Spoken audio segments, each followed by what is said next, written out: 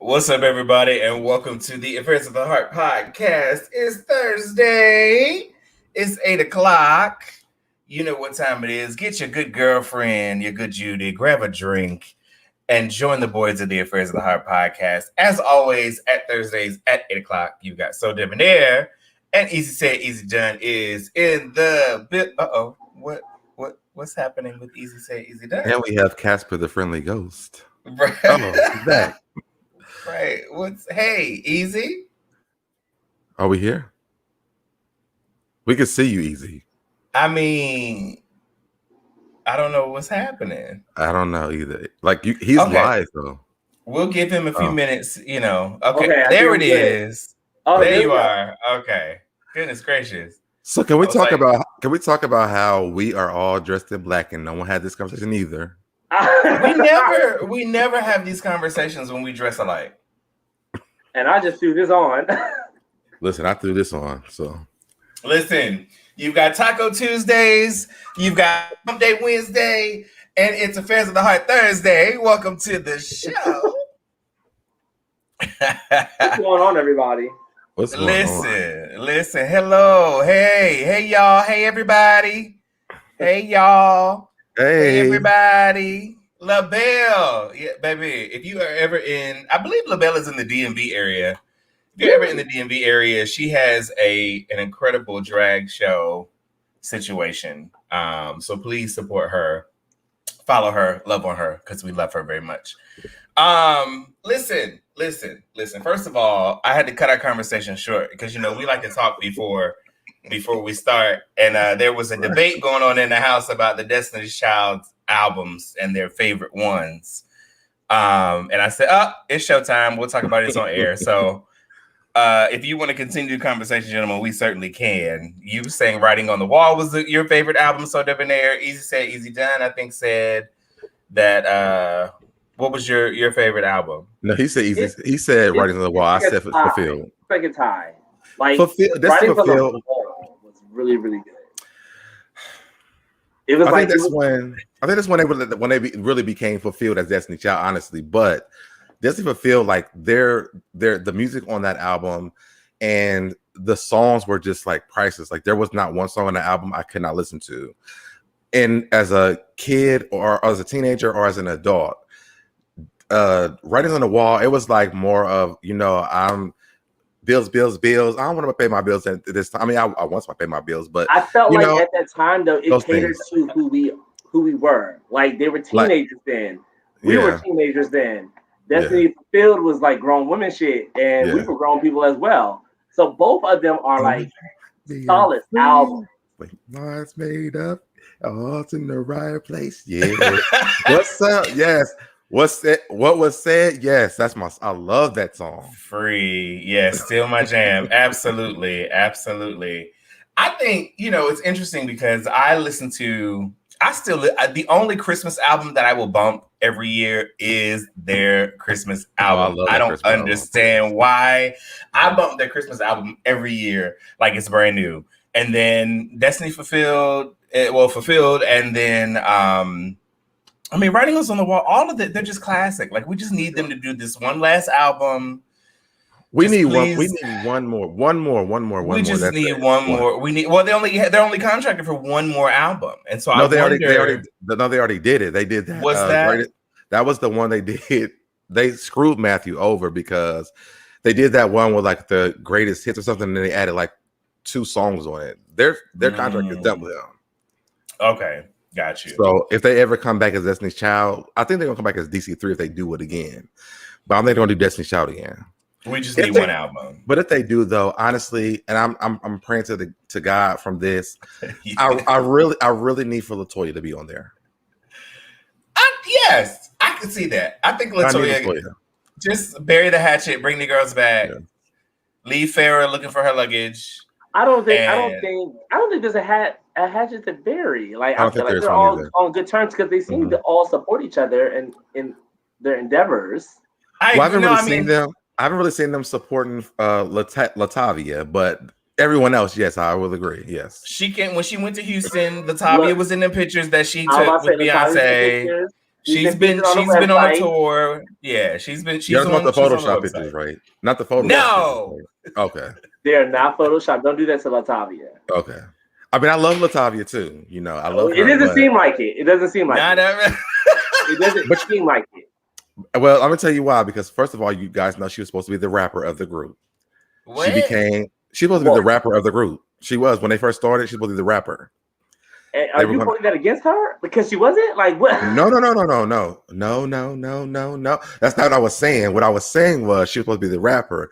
So when she went up to R&B Divas and we heard her like sing by herself, I was a little confused. But I wouldn't mind her coming too. I just want the confusion to come in with that because to me, I'm gonna tell you what the group that I would have loved to have was Beyonce, Kelly, and LaToya. I thought they would have I love Michelle. I love Michelle. But I just think that LaToya would have been them as a 3-girl group. I thought they would have been dope.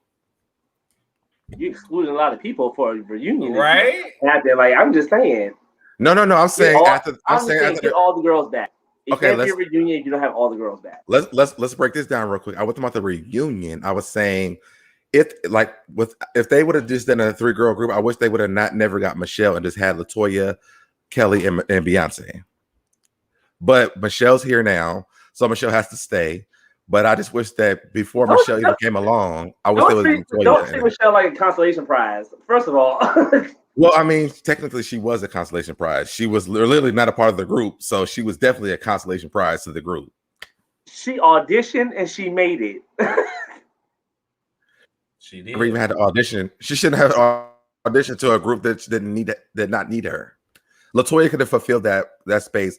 They probably would have done more albums if it was her. Let me remind you that also LaToya and Latavia kind of left. Like it wasn't like they put her out. Absolutely. I know that. I'm just saying, in my mind, if I had the perfect group with just the 3, I would have wanted to be LaToya, Beyonce, and Kelly. Well, that's all I'm saying. Bring all the girls back.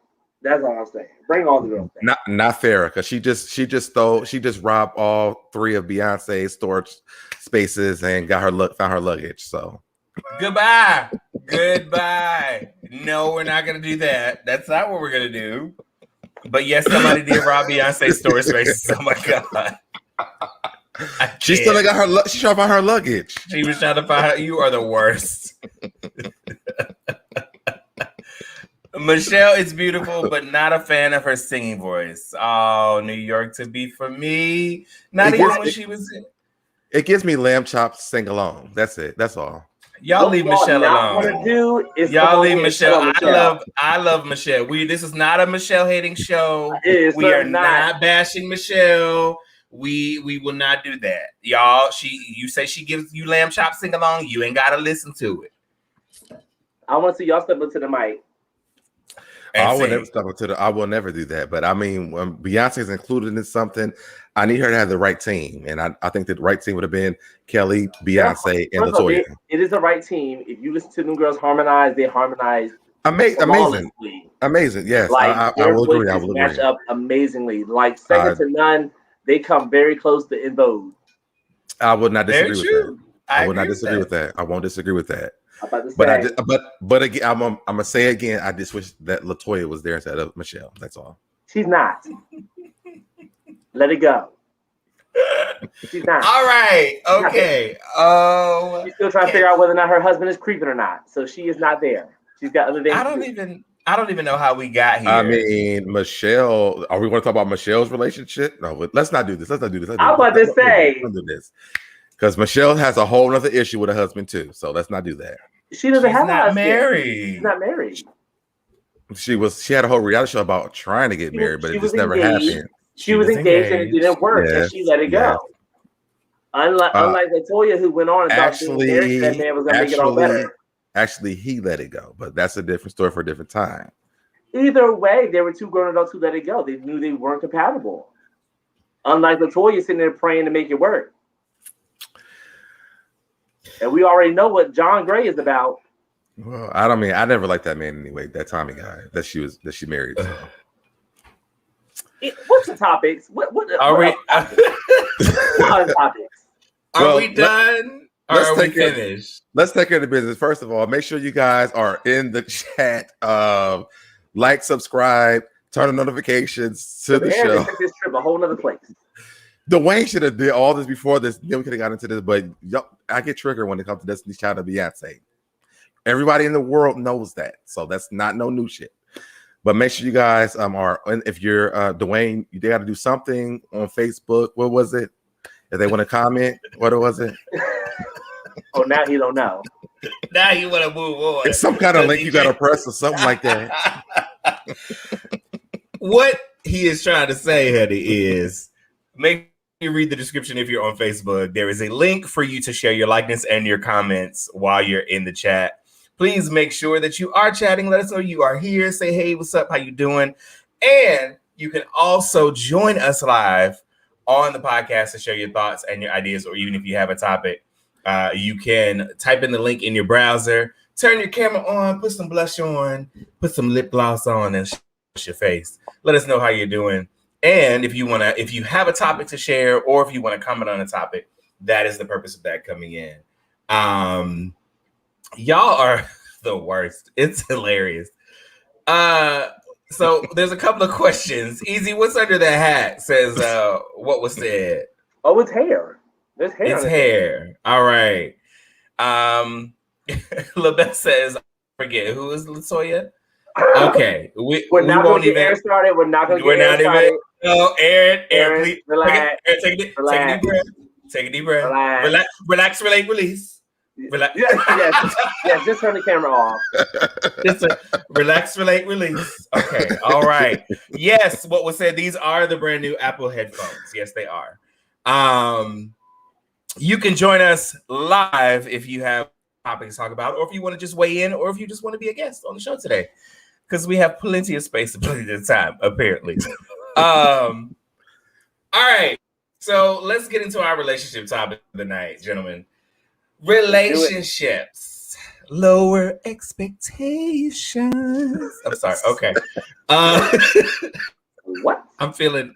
Listen, hey, I've been watching them for the last couple of hours, and I just need something else to do. So here we are. What episode did you get to? I'm on the last one. No. Wait, freeze. Stop. Nuh-uh. Nope. What? I haven't started watching it yet. I'm supposed to do it after this show. I don't want to get to any details, but did you get to episode 5 yet? Yes, I'm on episode 10 now. Easy. Okay, I'm gonna tell you this. All I'm gonna say to you is this: if you decide to watch it, it is very triggering. So make sure that you might have to space out like episode 5 and episode 6 because it's that bad. Like I got you. Given the current social climate, it is terrible. So just be mindful. I'm going down my DVR and I'm knocking things off the list. So yes. Thank you. What was said? That's exactly what that was. All right. Man. So let's get going on the relationship topics. First question. Do you expect your partner to know when something is bothering you? Do you expect your partner to know when something is bothering you? Since I never answer the questions first, I'll go first. Since y'all tell me I don't answer the questions first, that gives you time to think. I don't need time for this one. Yeah, this is easy. You absolutely should. I mean, there's vibes, there's energies, there's demeanors. All of these things come into play when something is wrong with your partner. Now, the expectation of knowing, that if your partner knows when there's something wrong with you, are two different things. If your partner is really invested in you and really knows you, and really is, down for you, however you want to put it, then they should know when something is wrong with you. And they should ask accordingly. We do this all the time. But if you're walking around with a sad face and you have the expectation of your partner to tell you have that expectation of them to come to you and ask you what's wrong, then that's different, because then you're setting yourself up to fail if they don't have that kind of intuition with you yet.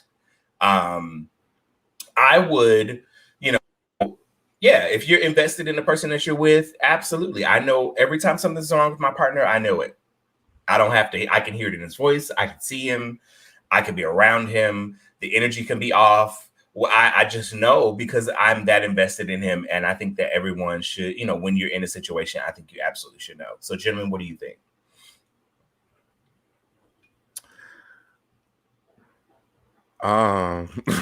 You were so sure of yourself before Dwayne started talking. And I really am still sure of myself, but I'm like, it's going to sound bad though. Oh, hell. So here we go. Let me sit back, child. It's been on but 10 damn minutes. Here we go. It's not gonna take 10 minutes unless y'all start disagreeing with this shit. No, I'm just saying we only been on for 10 minutes. And we already know. We already know. Here you go. My thing is this. I absolutely expect that we can hear. I can hear. I feel like I'm in a wind tunnel. You should be. Mm-hmm. Keep going. I absolutely feel like my partner should understand that. For me, I'm not like a lot of things don't bother me, right? But if I just keep getting more silent about things, like I want my partner to understand the fact that this shit is bothering me, and I'm not trying to nag because I feel like I have a strong personality, and sometimes I be very in tune with things, so I don't want to always have to be like, this is bothering me, this is bothering me, this is bothering me. Like, I want you to know that. So I do expect my partner to understand that things are bothering me at some point. Like, what is bothering me, he may not have to know that part, but he just knows that there's something that's bothering me. And don't come and ask me what's wrong if you're not ready to have that conversation.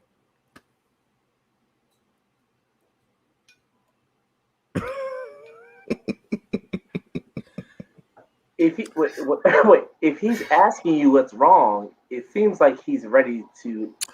That's not always true. That is not always true. Because they may think it's something that happened during the daytime. They may not think it's about them. It depends on how you're giving the information. Here's my thing. I feel like yes and no. And like Dwayne was talking about, some people are just not intuitive. Some people just may not know. Over a course of time, yes, you should be able to pick up on the clues, but guess what? That may not be your man. But I feel like at a certain point in time, if you are willing enough to ask for some dick, if you are willing enough to ask for some money, you should be willing enough to ask for some help with the problems that you're going through. Don't sit there moping around the house, waiting for him to pick up on something. No, speak up. You're a grown adult. Use your words. Communicate.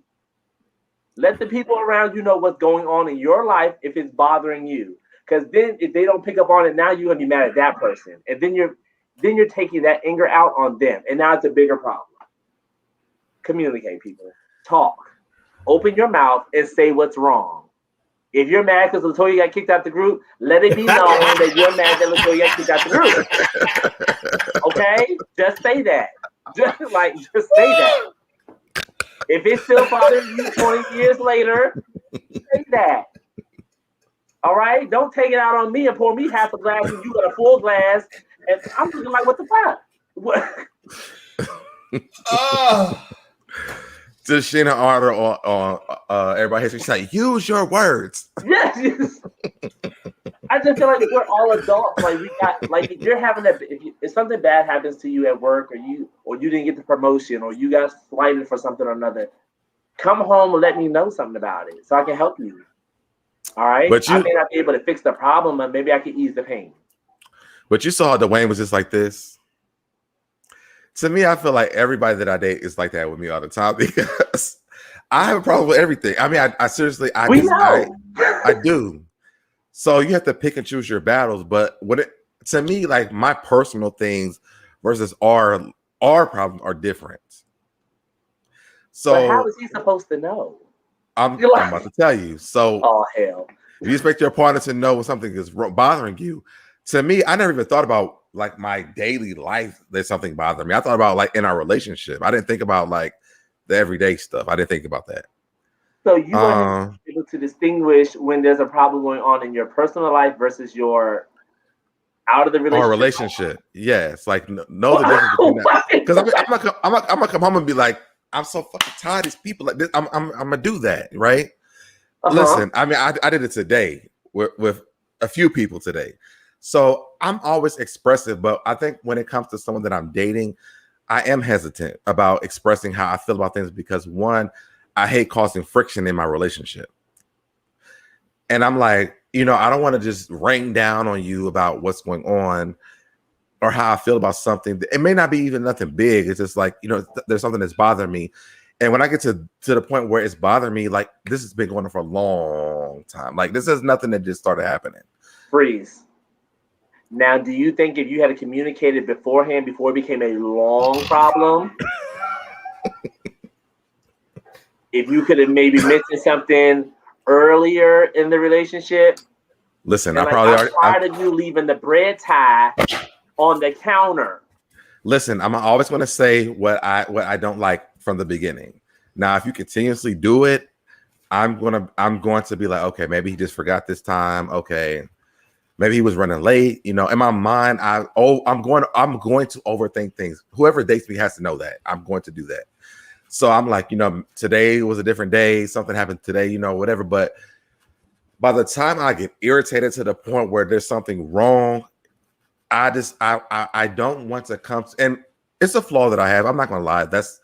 I should say things more often. So I'm not blaming on anyone else. That is a flaw that I have. But I feel like if I tell you, like you said, you left the bread open, right? And this happened at the beginning of April. And then 3 days later, you left the bread open because you had to leave for work. You go to work. You were late for work. Okay, I'm going to give you that. And then another 3 days later, the bread's open because you were cooking, but then you went to take a shower and you forgot to took it out. Close it back. I'm going to give you that. But by the time that you left the bread open the third time, and it's like, oh, my mom called this and this, I'm irritated. So when the fourth time happens when you do it because the mailman came and you were waiting on the package and now the bread is still open, I'm irritated. You should understand my mannerisms. You should understand the fact that we've had a conversation about this shit. I don't want to keep saying, hey, the bread was open, the bread was open, the bread was open, the bread was open. Like we've already had a conversation about it. I shouldn't have to keep doing that. You a grown ass man. All right. Now here's where Dwayne, I see you over there. Let me clarify why I'm making faces and I'm using my fan. We've had this conversation on the podcast many times, so I'm tapped out. This is all E. I'm tapped out. Okay, I got you. Communication. Now that you acknowledge that this is a flaw of yours as well, do you think that the bread being left open is something worth causing friction in your relationship? Because personally me, what I could do to solve the problem to help me and you, just close the bread. Just close the bread, or get a bread container where you put the bread in, so he doesn't have to leave the bread out. So it's easier for him to remember to just put the lid on. All you gotta do is close the lid. Bread's already in there. Close the lid. You don't have to worry about tying it. You don't have to worry about losing the bread tie. You don't have to worry about putting it in a knot. Boop. Hit the flap. Now that saves you from forgetting. That saves me from getting angry, and we can still make love at the end of the day. I mean, that's a great suggestion, but I'm just saying, like, what I see. We had this conversation. But why don't? My thing is this: then go buy. Then you go buy a bread container. So this is not a problem. So that this is not a problem. But to me, it's just like the bread is like a very shallow thing. So I get it. But Aaron and the people out there, I feel like there are certain situations where you just got to pick your battles, because at the end of the day, you want something greater. Like when you move in with somebody, you're going to come across those little things, because guess what? You got your living habits, he's got his, and now you're combining them together. So just picking up on your innuendos and your mannerisms and the expectations of just knowing your partner, it's a learning process. It's not going to happen overnight. So you got to realize, like, are you in this for the now, or are you in this for the 5, the 10, the 20, the 25, the 50 year down the line? Because you're going to have those things. It's not going to be easy. It's not going to happen overnight. So what are you going to do? Are you going to be mad every single time, or are you going to be able to communicate your feelings and communicate how you like what's going on so that you can make it last?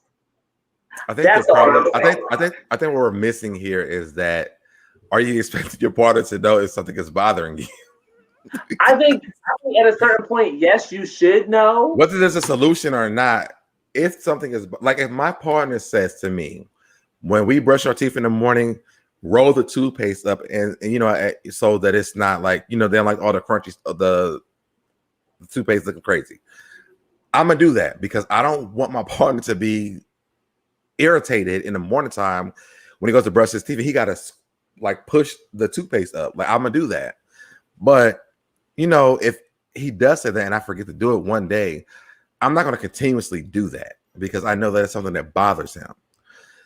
To me, and these are very like what we're talking about, like very simple things, but like I think that also I'm always to pick up my partner's energy. And I also realized that I cannot expect my partner to do that, which is why I said this is my personal problem. And I cannot put my own personal problems on anyone else. Even when I'm dating them, I can't do that because it's just my personal irritation. Do I expect them to get it? Yes. But I do understand that I may have to go back and reiterate that I don't like this. I do get that. And I learned that throughout the years, and I'm okay with that, But if you had asked me this a few years ago, I'd have been like, yes, nigga, I told you do this.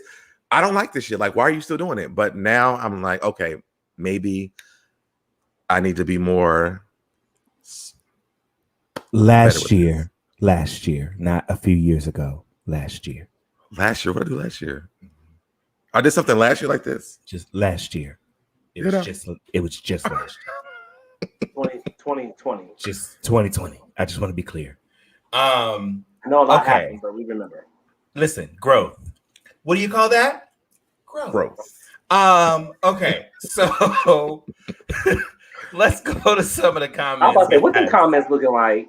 Oh, yeah. Larry just says, yeah. Yes, you should expect your partner to know something is bothering you. LaBelle says, well, if you communicate, then yes, as well as your body language. True. What was said? Yes, I expect my partner to know when something is wrong. He should be that into me. I would be that into him. Yes. I expect people to be like you, though. You can't expect them. You can't have that expectation. He's just showing love. What's up, A? Hey. Sometimes men are asked what's wrong as a reflex. They don't always genuinely care. Yeah. That's true. That is very true. That's true. That is very true. Especially if you always got something going on. Like But sometimes asking what is wrong is a way for you and or your partner to be able to unpack what is wrong because they may not be able to answer you. They may not really know. They're like, "What's wrong with you? What's wrong with you?" Or "What's wrong?" But they don't really want to know what's wrong. They're just tired of the energy. So what's wrong? And you like nothing. Coming home the same way. Like, damn. I mean, but you're doing the same thing every day. Why? If you're doing the same thing every day, what's wrong with me coming home this way, same way every day? Then maybe you need to change up what you're doing each day because if it's putting you in that mood and you're bringing that energy home every single day, that's something on you, and that's something that you need to change. So he could be irritated every day, but I can't be irritated every day because he's doing the same shit that I asked him not to do. What? We just said you. But I'm saying I'm irritated because of this is a reaction to an action. So that's what I'm saying. If I say don't leave the door open and you leave the door open every day, and I'm saying I don't like when doors open, it bothers me. And you leave the door open every day you come home and I got to shut the door. My actions are not because I just randomly had this action. It's a reaction to the things that you're doing that's bothering me. And I've already expressed it once and you just keep on doing it. I think that I'm sorry, go ahead. At some point, like when you ask me if I'm irritated about it, well, one, I'm irritated because you're asking me because I already told you I don't like it. So my thing is this, if be honest and be like, listen, listen, I'm gonna forget to leave the door, close the door every day. I'm okay with that, but don't say, okay, you know what, babe, I got you. You know, I will stop doing it, and then you keep on doing it, and then when you ask me, like, oh, you know, I forgot. Just say I'm gonna do this shit because I don't recognize I'm doing this shit all the time. Be honest. Here's the thing. I think that we are talking about some very superficial surface things. Yes, we are. Yes. We are. Right? Like those things are really, those are very surface. I think the question, or at least I interpreted the question as something that is a very serious situation. Your grades are slipping if you're in school. You're on the verge of getting fired. You're, you know, whatever the case of the situation, we're talking about something that's a little bit more deeper than the toothpaste is, you know, I don't like the toothpaste squished in the middle. You know what I mean? So I think that you should really kind of take those things into consideration. But I do know that this topic is a very touchy topic for So Debonair. So that's why I checked out early, because we've already had these conversations on the podcast. So I know how this goes. But we can get really deep into it, and let's talk about, you know, you're living in the house with someone who's not working, and every day he's supposed to be looking for a job, and he's not looking for a job. He hasn't been hired. Y'all been talking to each other for, let's say, a month, and the full month he hasn't been hired for anywhere. But you realize he hasn't really been looking for no job. So now the second month has happened. I'm still paying all the bills, and you know, you still haven't gotten hired anywhere. And come to find out, like, when you search your search engine, it was no Indeed on there. There was no jobs looking for that, none of that stuff. And so you come up every day and you wake up and somebody's snoring in the background. When you wake up in the morning, they snore when you get home at nighttime. Like, that's the shit to me in my mind. I was trying to do the shallow road with you guys because, you know, that was cute. But I'm saying when it comes to some serious shit, that is very irritating, because and when I come home, you should know that I'm irritated to the point where you need to get your ass up and start doing something. Because I get, if you're an entrepreneur, hey, you know what? This is how things work. I get it, but I know you're working every day to do those things. But if I come home, if I leave out of work every day and you're snoring, and when I get home you're snoring, I got a problem. So if you ever want insight into So Debonair's dating life, listen to how he responds to these particular topics. His dating life or his past relationships, his past dating. These are all real life personal situations that he has experienced. I'm trying to figure out why you moving people in with no job. Like, what's going on? We start talking about bread. I'm like, the bread's open. What the bread is gonna be the tipping point for me. I'm like, why the fuck is the bread open? And you still ain't got no job. Like, you just moving people in with no jobs? Like, what's happening here? What is going on? I mean, to me, I don't mind dating someone. Listen, I don't mind dating someone who. Say that again. I don't mind dating someone who is trying to get their shit together. I don't mind that. But you have to really be trying to get your shit together. Don't come up here and say you're. We too grown for that. Everybody don't have the situation. Okay, go ahead. That's what I mean. But that everyone ain't gotta have their shit together. But you ain't gotta be getting it together in my house. Like, I don't have to. Like, I can't be moving you in when you're trying. I can move you in when you got it. I can't be moving you in when you're trying, because now I have to try to support you. Now I gotta try to be there for you when I got my own shit to handle. No. Why can't we come together already complete? I don't think it's even a moving in situation. Like, if they're spending the night at my house, it's like you're spending the night at my house, but when I get home from you spending the night, you still in my house when I get home from work. Like, why did they leave when you left? I mean, I don't know. Okay, see, this is a you problem. So, I mean, maybe you need to use my computer. Maybe you don't have a computer. You want to use my computer. I don't know. There's a library. It's free. That's different. Mm-hmm. Oh yeah, I mean, that's definitely true. But I mean, I haven't been to a library in years in my life. Just because you haven't been doesn't mean it's closed. The library is still available. I don't think it is. I don't think that it's closed. I'm just saying. You're saying you haven't been to the library in years. I haven't. It's still there. It's still down on 6th Street. But the same thing, the same thing you do at the library, you do at my house if I have a computer that you have access to find a job. And honestly, I would love for you to use my computer. So when I go to my search engine, I can find out what jobs you looked up that day. So I know the fact, what are you doing? I'm not here. Or you can go to the library do your application, find a job, and then meet me back at the house. When I get off and be like, look, babe, I got a job. Here we go. That's very true. Let's go back to the comments, gentlemen. You leaving hobos in your house. That's not cute. I haven't had the situation, guys. I'm just saying. One time, but he had a job though. He really had a job though. He really had a job though. That was not that. I only had that situation one time. No, he has a real job. Actually, he really has a real job.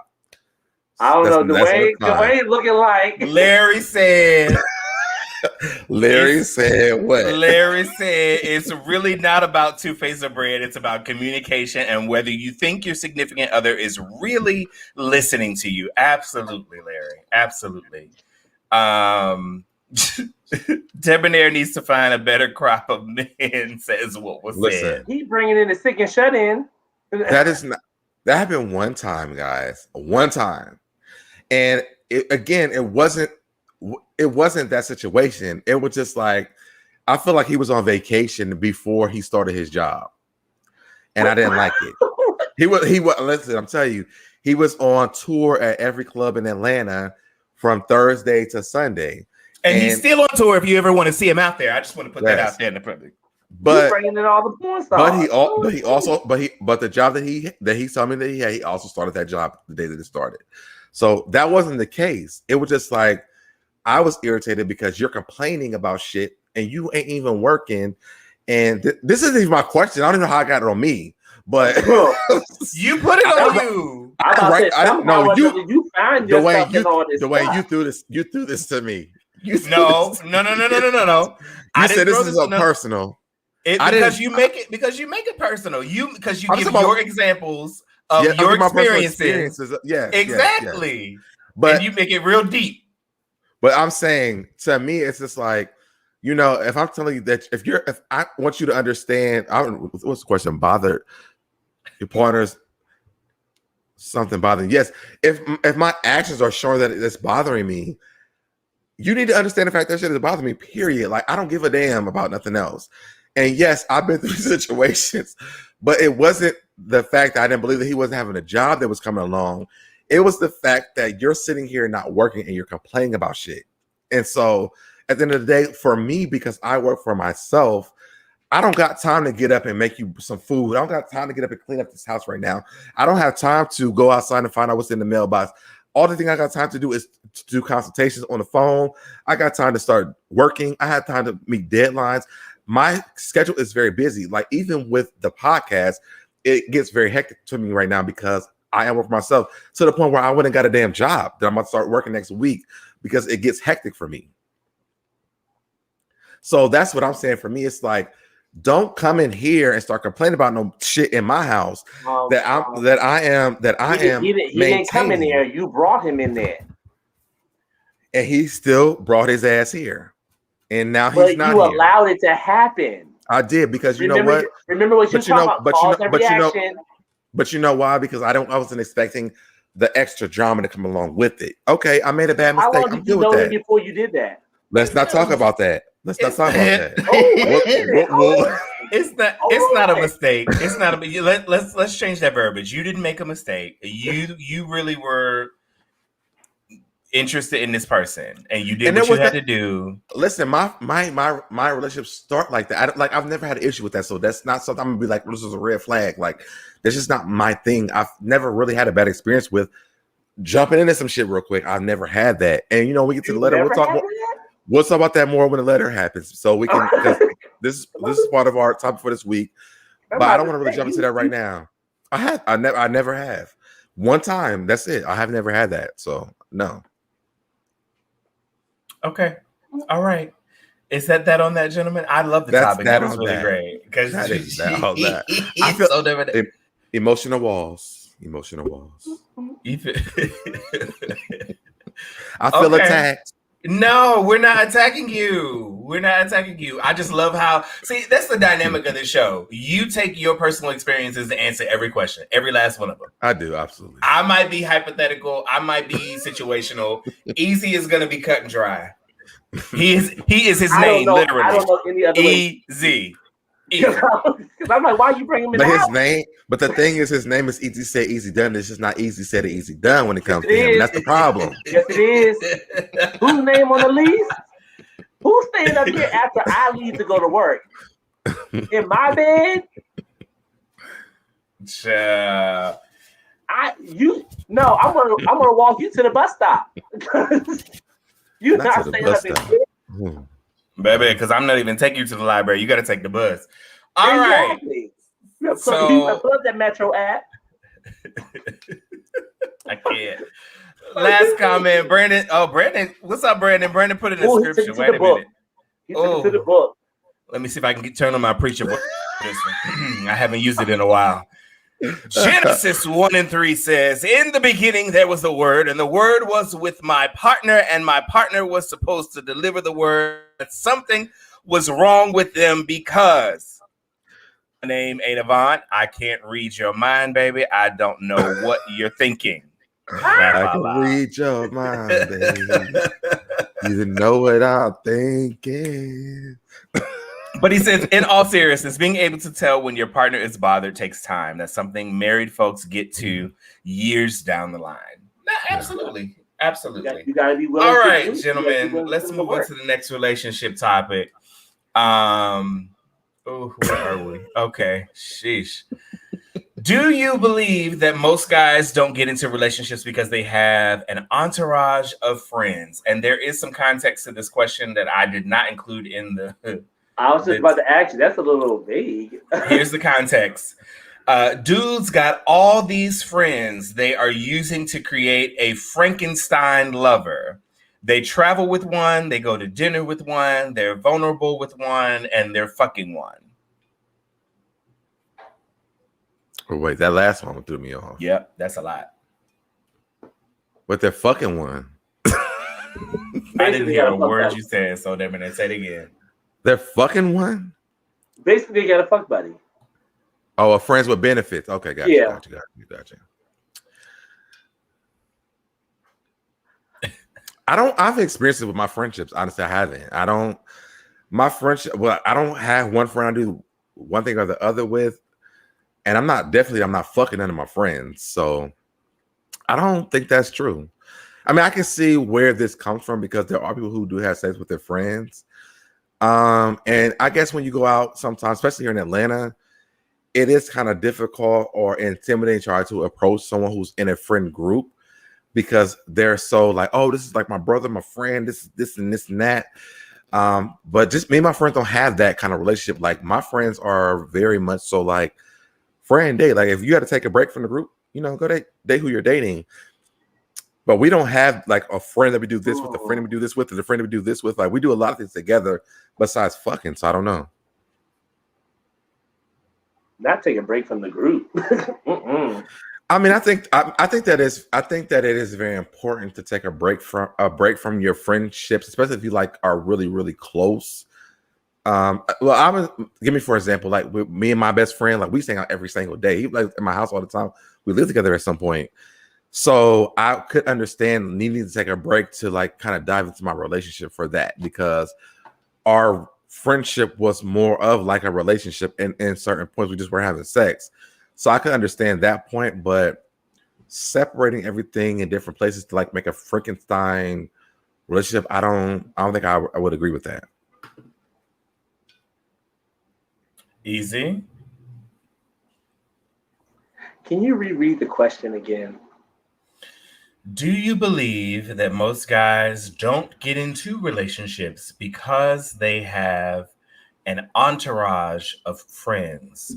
They have, and what they mean by that is they have, all of their friends are fulfilling what a relationship would entail. They've got a friend that they're going to dinner with. They got friends that they hang out with. They got friends that they travel with, and they have friends that they're intimate with sexually. So do you think that some men don't get into relationships because they're being fulfilled and they don't need a relationship? They're being fulfilled by their friends. I'm going to agree. Really? I'm not going to say that's everybody's story, but I can see that being true to somebody.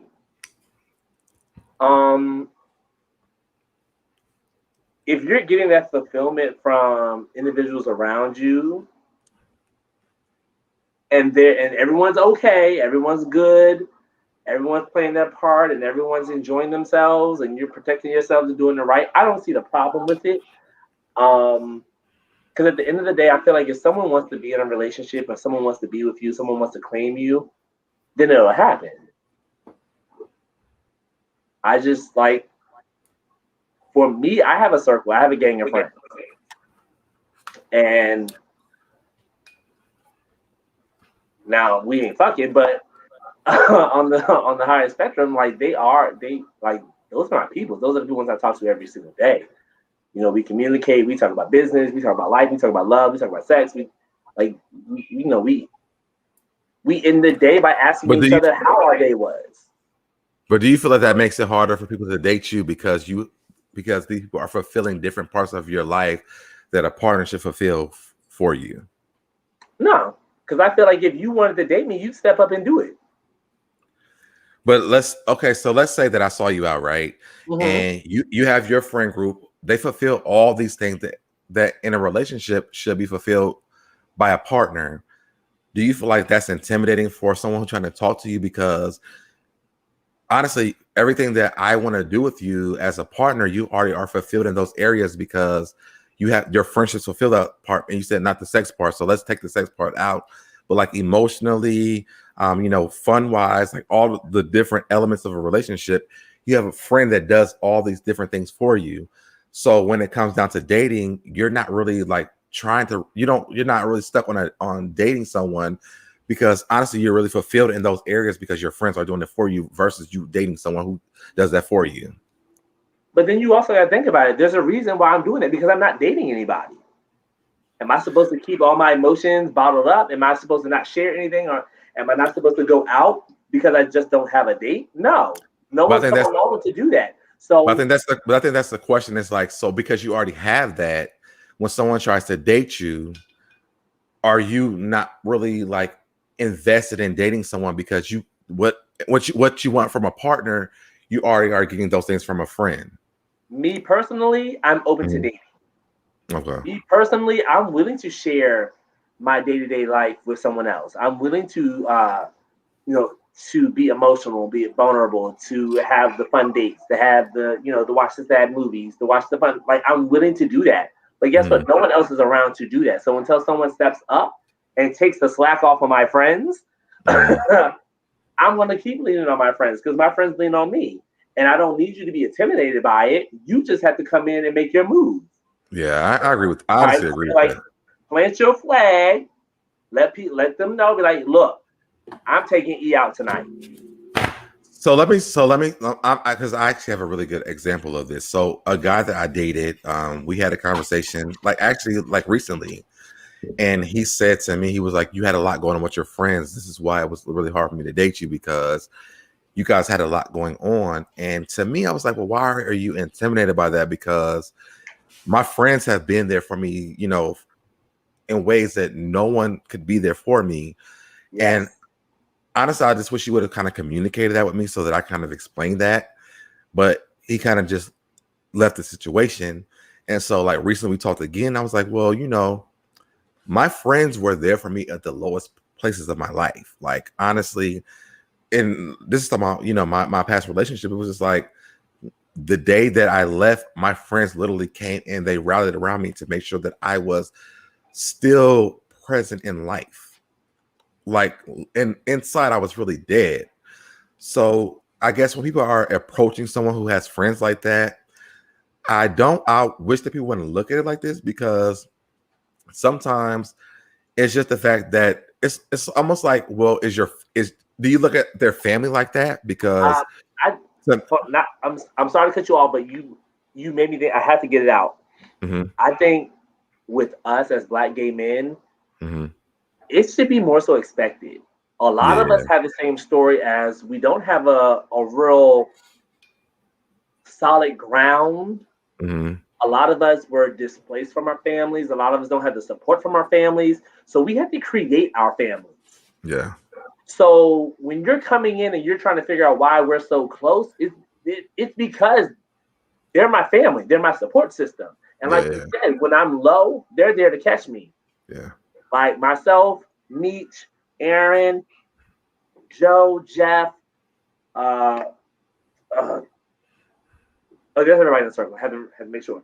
The circle has been revised over the years. Kind of to his head, not his heart. Yeah, like like these are the people that I have been vulnerable with. These are the people that have stayed over my house. These are the people that we've had Friendsgiving, we've had Christmases, we've exchanged gifts. We took ourselves out on dates because we got. I remember in the past I got stood up on a date, and my friends came in like, "Bitch, we all going out." They were waiting by the phone like, "How's it going?" I'm like, well, all right. They all came and we all went out. Like, they are my support system. So when you're coming in, yes, they're filling voids that you are now going to have to take over, because guess what? We've done it for ourselves. Yeah. And that shouldn't be like a new story, because a lot of us Black gay men are that way to each other. Yeah. I think that we create that family unit for us because we don't really have that. Like, even through me and my husband breaking up, my mom and my aunts and my family, they could not walk me through that. They didn't know what to say to me. My friends knew what to say to me. They knew how to walk me through this. They knew when I was down. They knew when I was like not calling anybody.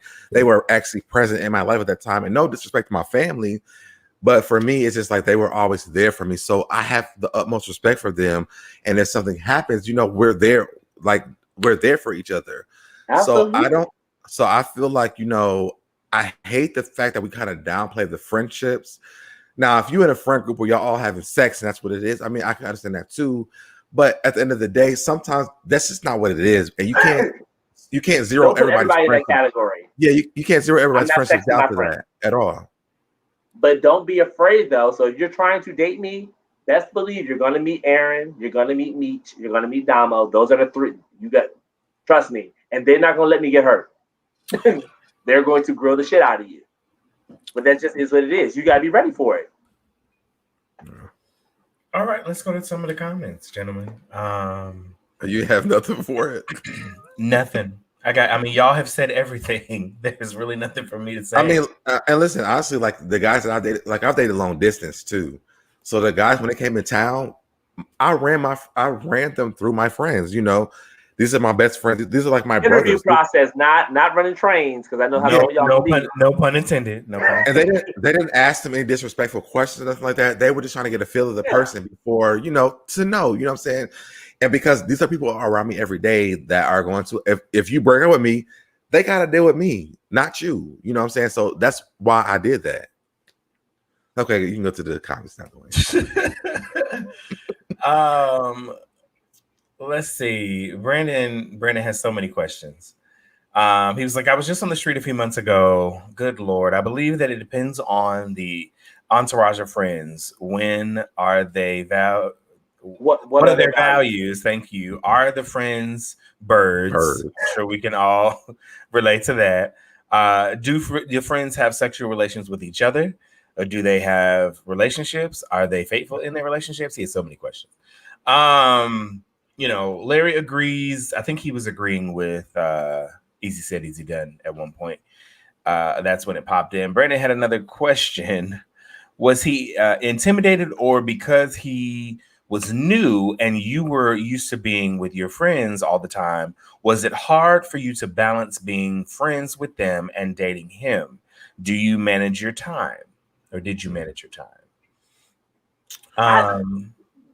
I mean, I can give a good answer to this. So, like, one of the guys that I dated, he wasn't around my full friend group.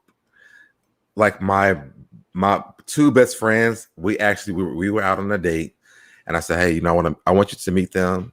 And one of them he met, we went to like a little bar or whatever, and he met him and he asked all the questions because that was like my real best friend.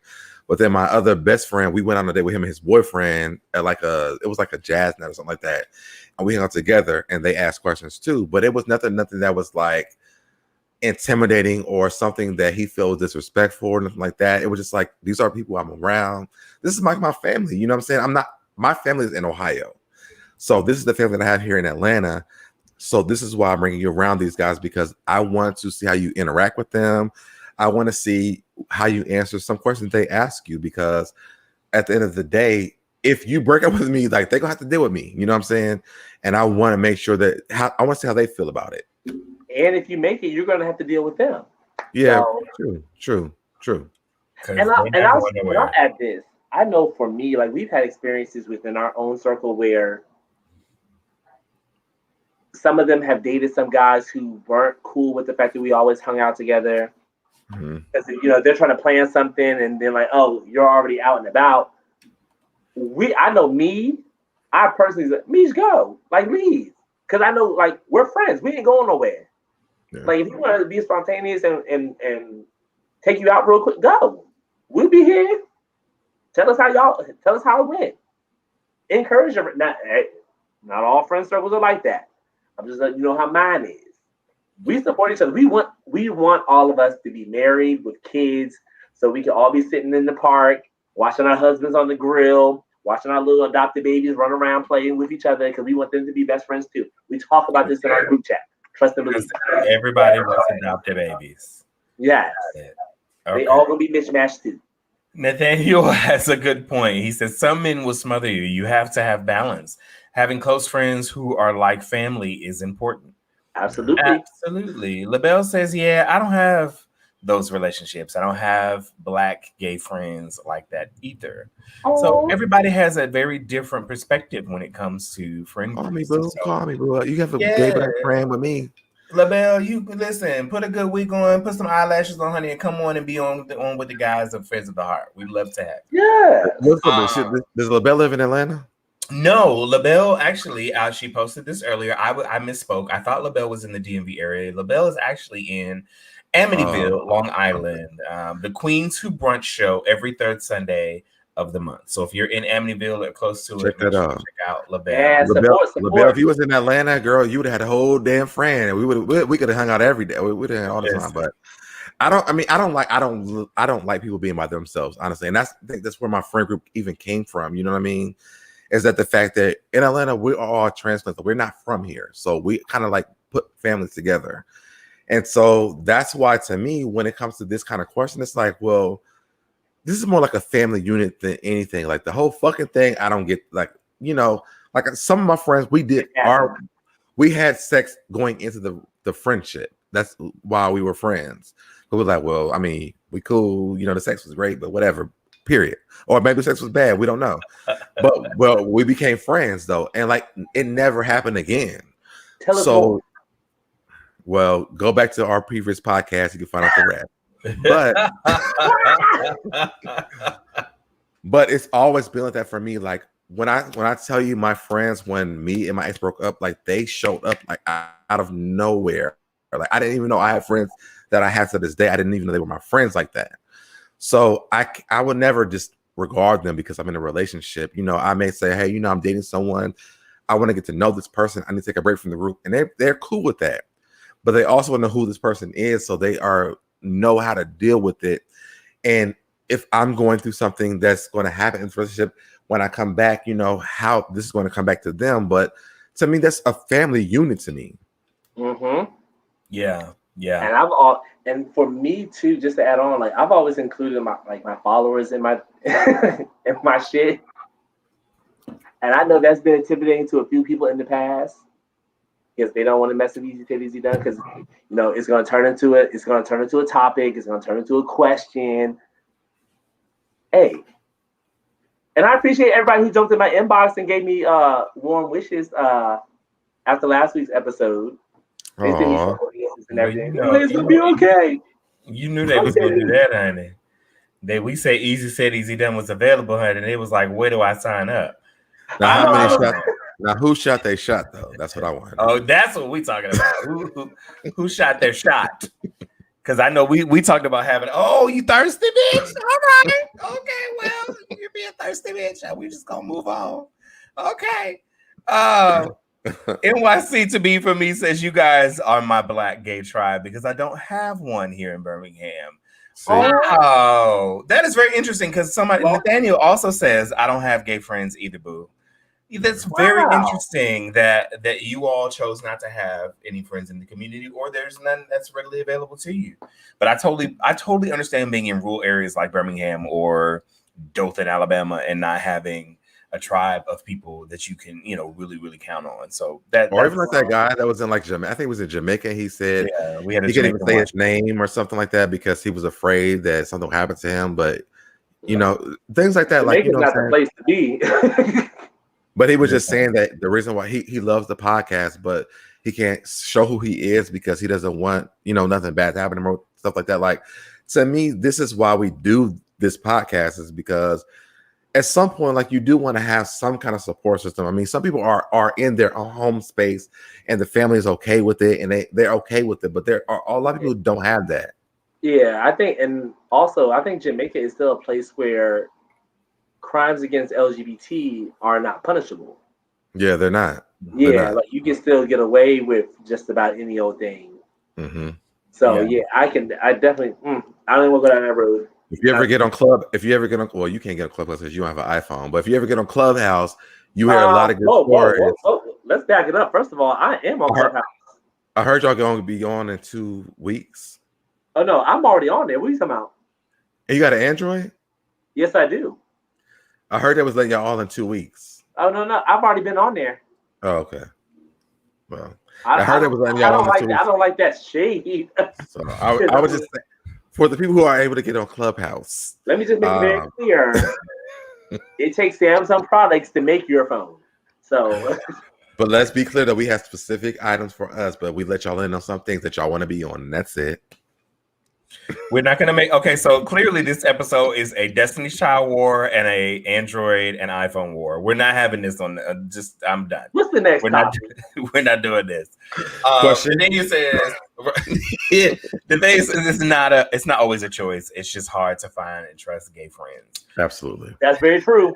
That's true. That's true. But don't let one bad experience ruin you. Yeah, don't let one bad experience ruin you from having... a connection with people. Very true. You don't let that many times. It may not just be one. You might have had many situations where it has, come to you. So I totally understand. Yes, LaBelle. Don't do that. Crimes here in America are still not punishable. If you ask me, LaBelle is absolutely right. True. Yes. Brandon says, I don't have any like that here in Baltimore either. I've had bad experiences with Black gay friends. So right now I'm healing from them. Absolutely. That's crazy. In Baltimore, I have a lot of good friends that are gay in Baltimore. Like, I mean, really good friends. So that's crazy. Well, y'all need to make a connection then. Right. I don't live in Baltimore anymore, but I'm just saying I have good friends. You can let them know. Connect them. Brandon is a great artist. He's a great musical artist. He has pop-up performances all the time in the city. Somebody should go support him. Nathaniel says that's exactly my reason. Or in New York, NYC for me says at Nathaniel, this is my exact reason. I am not a messy queen type of dude. That just comes along with, maturity. You attract what you want. If you find a group of people that are, mature, that have things going for themselves, that are entrepreneurs or what have you. How do you think me, So Debonair, and Easy Say Easy Done got together? We attracted each other and we connected. It was always on my post, always in the comments saying some stuff. Like, I'm like, I honestly don't even remember. I don't even remember any of that. I just remember meeting you and I was like, he's cool. And we talked on the inbox, I think, one time. And matter of fact, the time I remember even talking to you was I came there. Oh, actually to meet my friends in Baltimore. And I was leaving. You were like, you here? And you didn't say anything to me. And that's when I was like, oh, let me start paying more attention to you. Before that, I probably did talk to you a lot, but I just didn't. People talk to me all the time on social media because of my radio shows I had prior to this. But I didn't like, if you're not really talking to me, like I kind of pay it. But when you said that, I was like, oh, okay. Like he seems really cool. And I think you called me when I was in the airport that time too. I can't recall. We talked on the phone while I was in the airport. I was leaving. They're rough friends. Sorry, I had to comment to Nathaniel's comment. Just how I like it. Rough. I never really had well, I mean, I was in Columbia, but that wasn't that far from Baltimore. But I never had probably making friends in Baltimore though. Well, you also have to realize you were in the county, boo. The county and the city are two different places. Well, very much so. We don't even claim y'all. but actually, one of my friends that I met off of Twitter actually, years before I moved there, was from Baltimore. So maybe that's why too. We were really good friends. We did some. Nope. Nope.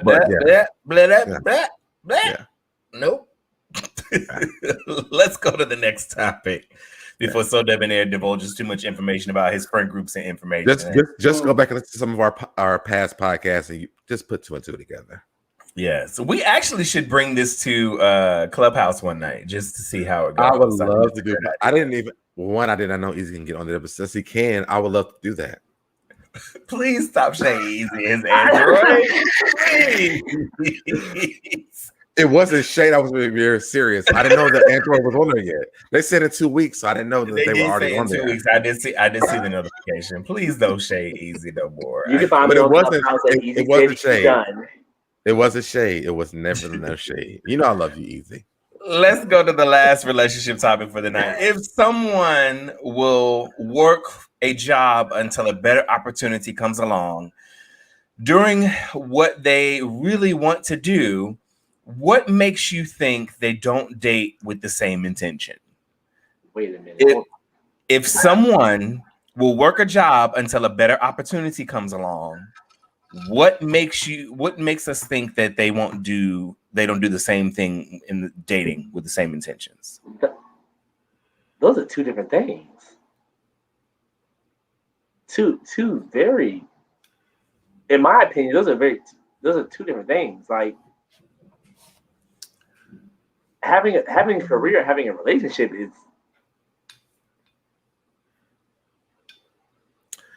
I don't know if I believe that that's two different things now. I'm gonna side with Easy on this one. It's a job is an opportunity because you're not married to that job. A job, if a better job came along, you're absolutely gonna take the better job, right? So if a better man comes along, you're not gonna take a better man. But that's subjective because what context is he a better man? It depends on who you are as an individual. And he's only a better man because he's giving you what you're not getting at home. But I'm sure if you communicated at home, you probably could get what you're missing. Hello. Okay. I mean, and there's no such thing as a perfect man anyway. Right. You see what I'm saying? Is there such thing as a perfect job? But that's if you're working like they're saying, you're working towards having a better job, building your career. Like there's plenty of people out here flipping burgers, but that's not their career goal. They're doing it to pay the bills so they get to something better or get to something they want to do. There's a lot of people out here doing what they want, doing what they have to do so they can do what they want to do. All right. We've had conversations multiple times on this podcast about men dating people who they need somewhere to live at. They come to your house. They'll come to my house for that. You just talked about it 10 minutes ago. I didn't say he came to my house for somewhere to live. That's what it seemed like to me. He didn't come here to live in my house at all. He had somewhere to live at before he came here. And then, but I think that there are. Let me tell you something. There are many guys that I know that are in relationships right now that are living with their partners because there's somewhere to live. They are not interested in that man at all. They cannot afford to live by themselves. I've seen this for years. But as soon as they find a better opportunity where they can go, guess what? They are going. But is that everyone's narrative? I don't think that's not what this comment says. It says, do you think men date like that? And I think that's very true. Men do date like that. But I don't think that's everyone's narrative, though.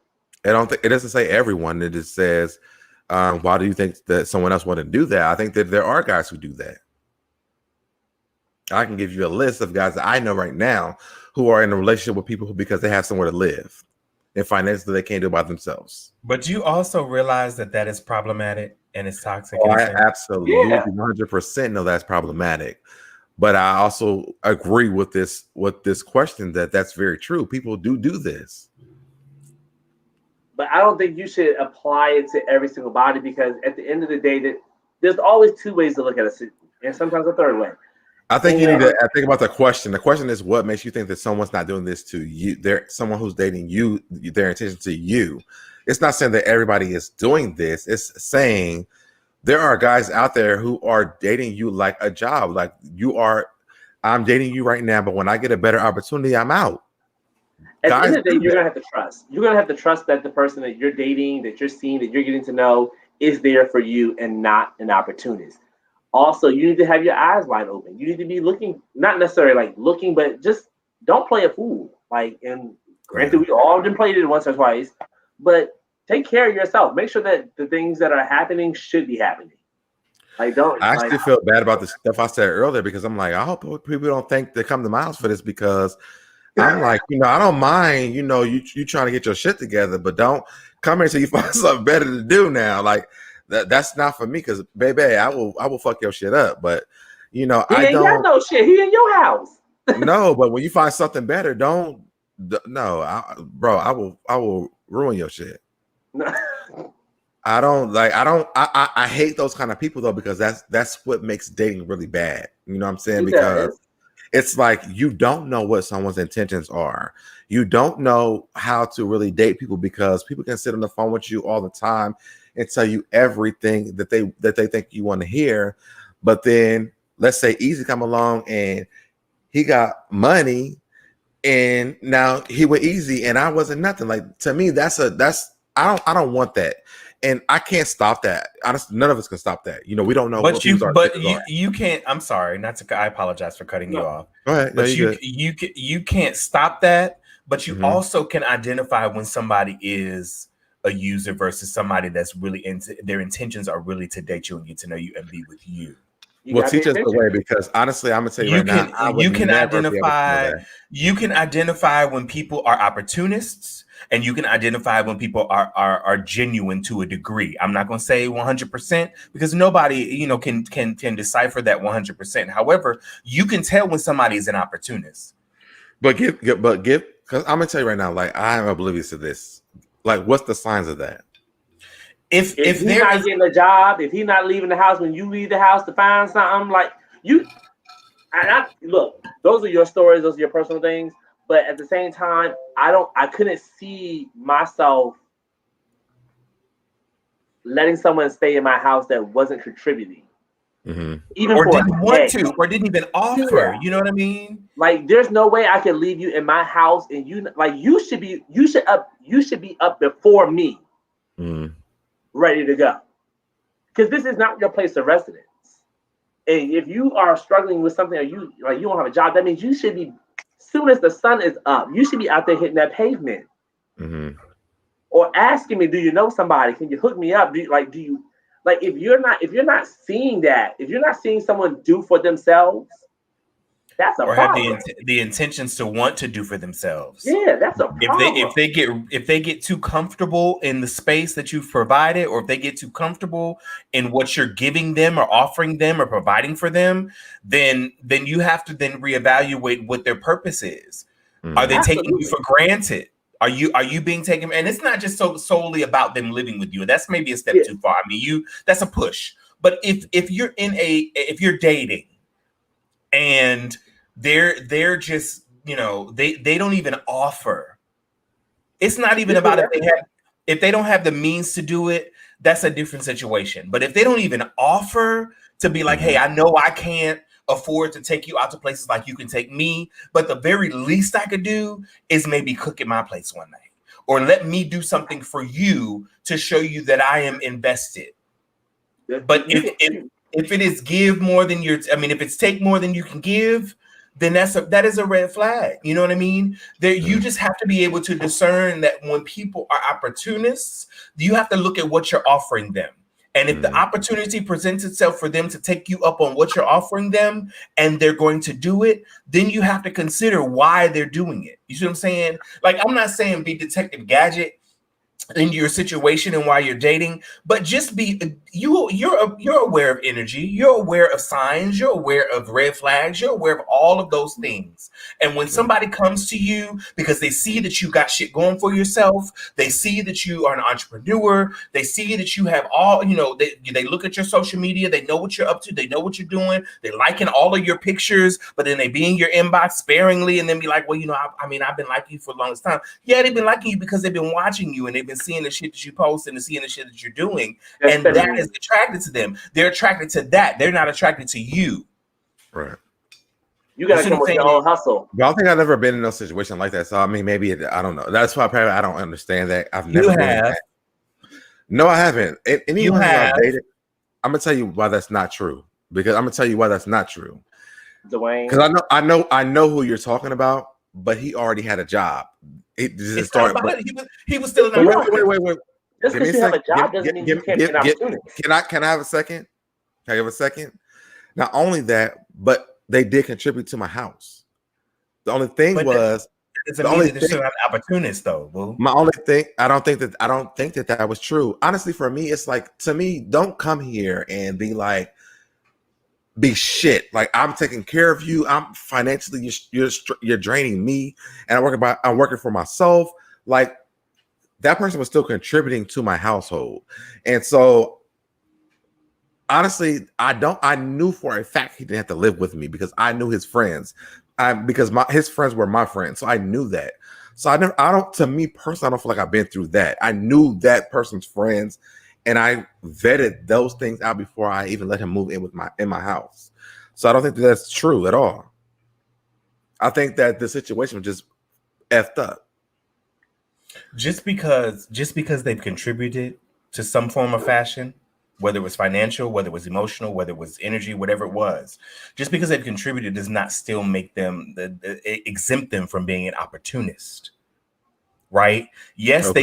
They could have had options to go other places, but maybe it was easier to be with you or be at your place because they might have done some shit that you're not aware of at these other places, or you don't know. And I'm not saying that's the case. I'm right, just but that's an option. I got you. I'm just giving you a different perspective. I'm just saying you have been taken for granted.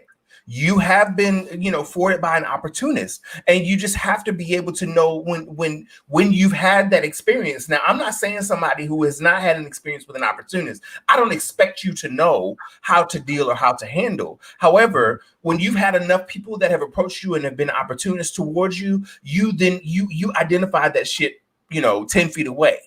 Yeah.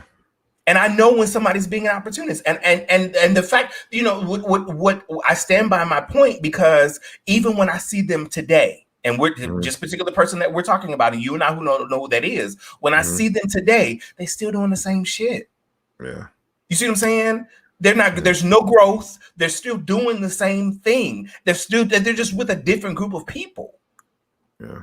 Because they ran through all the others.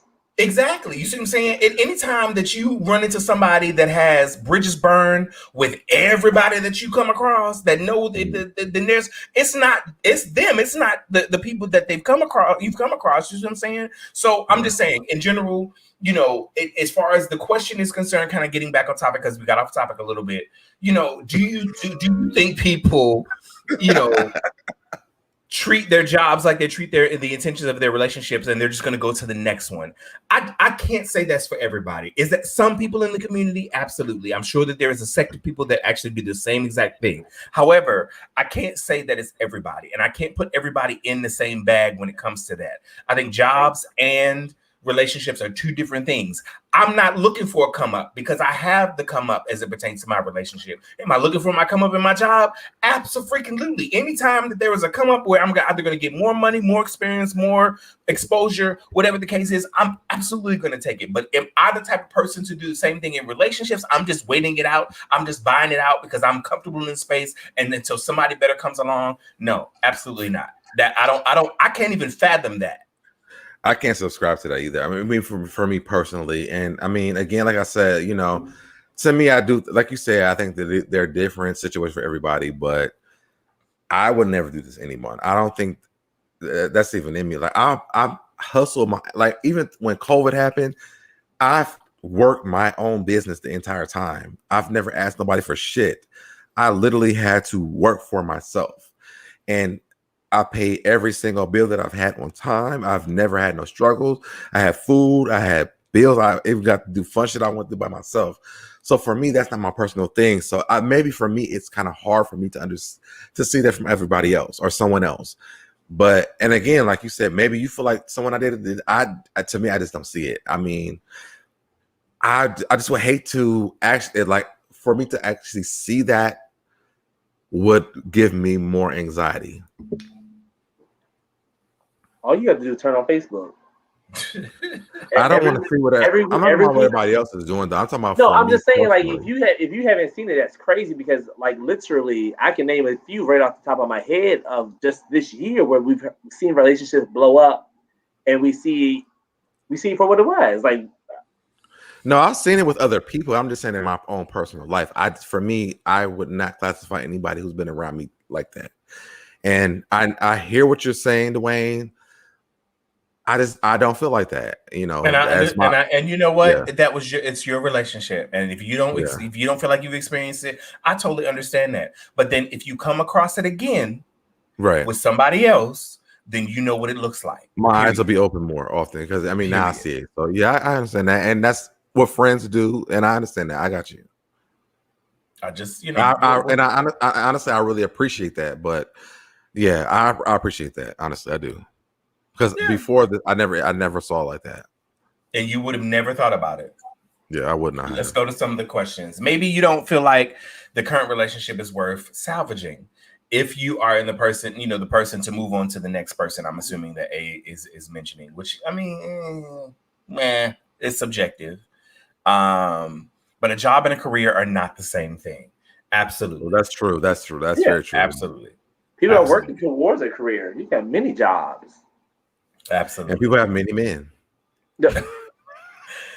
NYC to be for me says you need the job for the income to live. As for the relationship, the guy may treat it like the same, but mature guys will not. Mature guys will not.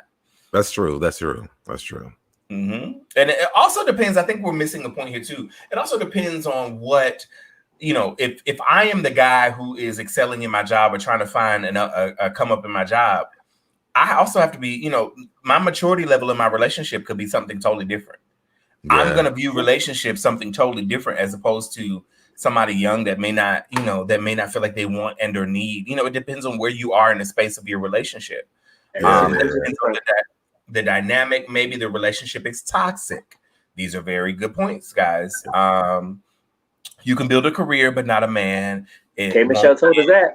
Well. Mm-hmm. And Nathaniel agrees with Mark.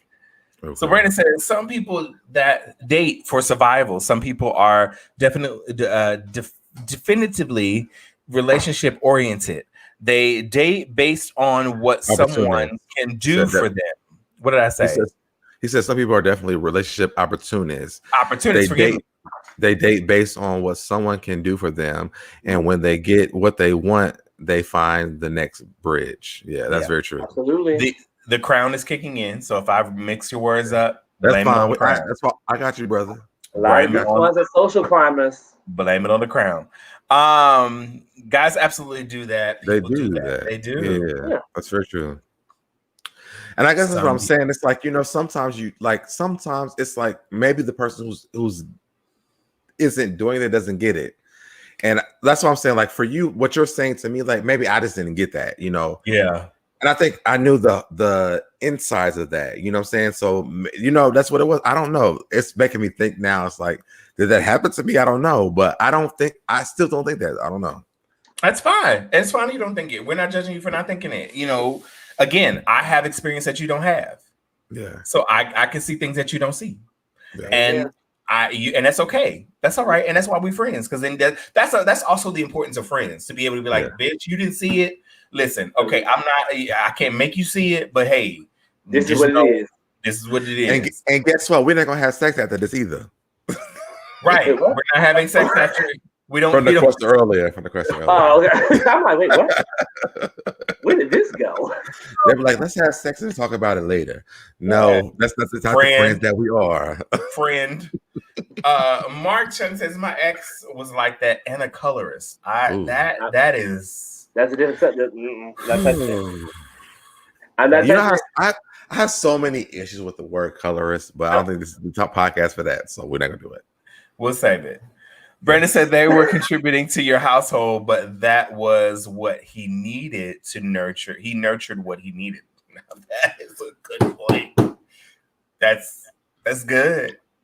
I'm sorry. That's a good one.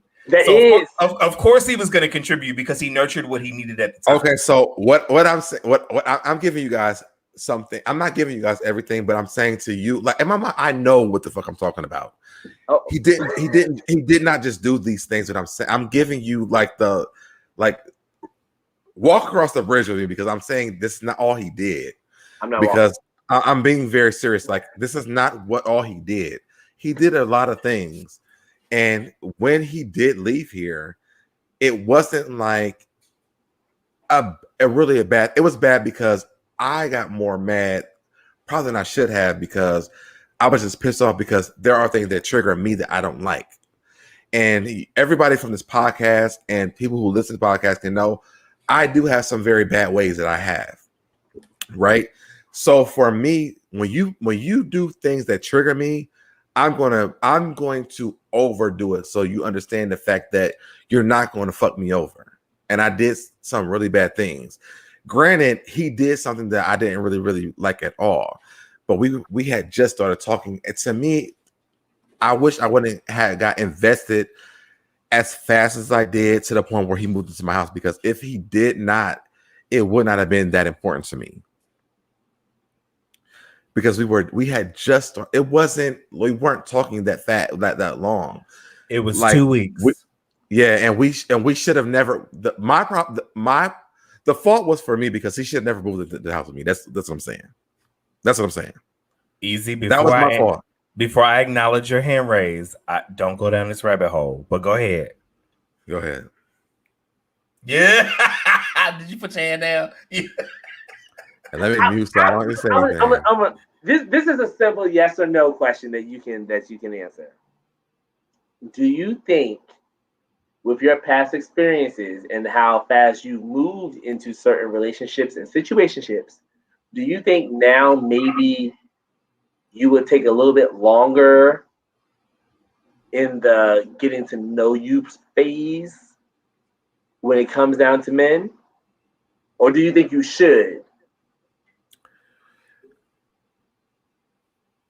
When I give you this answer, I'm gonna give you a yes or no answer, but I also have to give you a disclaimer after that. Oh, Lord. I don't feel like there's anything wrong, and I really want to go to the letter that we have before I kind of get into this. So I'm gonna just say no. I don't think there's nothing wrong with moving into things fast. And I'm gonna give you that. After the letter, we can talk more. I listen. I don't have anything to say. I'm gonna go on. We're gonna get to the letter. We're gonna move on. So Debonair, I love you. It's love. My reaction, I just dropped something on the floor. I don't know. What'd you drop on the floor? I don't know. I don't know what I dropped. I dropped something. I can't. What's up, Taj? We've missed you, friend. Oh, the power went out of work. Oh no. Hope you got it together. Chef says he missed us tonight because he had the second dose of the vaccine today and he fell asleep. But he hope all is well. What's up, Chef? Devon. Devon is in the room. My boy Devon is here and he says are we comparing jobs to emotional connections? Like, what are we doing? I'm sure he said it just like that too. That's why I said that. I felt that in my spirit too. Right? Devon, I love you, friend. I'm so glad you're here. Tosh says, I get fucked over in a friends with benefits. Oh, and dating situation. Never again. All right. So Taj, we're just not gonna let you deal with that. Hey, friend. Okay, so let's go to I'm sorry, gentlemen. Are we done on our relationship topic? We are done. We're done. We are done. All right. It is time for everybody's favorite segment. And that is Dear Heartbeats, letters from our fans. Oh, is the bell not available? It's time for letters from our fans. This letter comes with a name this week. This is from David. Hey, David. We're answering your question. We're so glad. Big D. Now, did you know Goliath? Oh, okay. All right. Biblical stories. I'm done. So David says, Dear Affairs of the Heart. So, in capital letters, I met a guy and things hit off on a good note. He says he would like to exchange numbers and become acquainted, possibly move into friendship, and then to dating, and possibly into a relationship. So I offer a casual date for us to get to know each other. The date was confirmed. And well, the next day he says, I think we're moving too fast. I'm not trying to rush into anything. I'm not trying to hurt anybody's feelings and get mine's hurt. What should my next response be?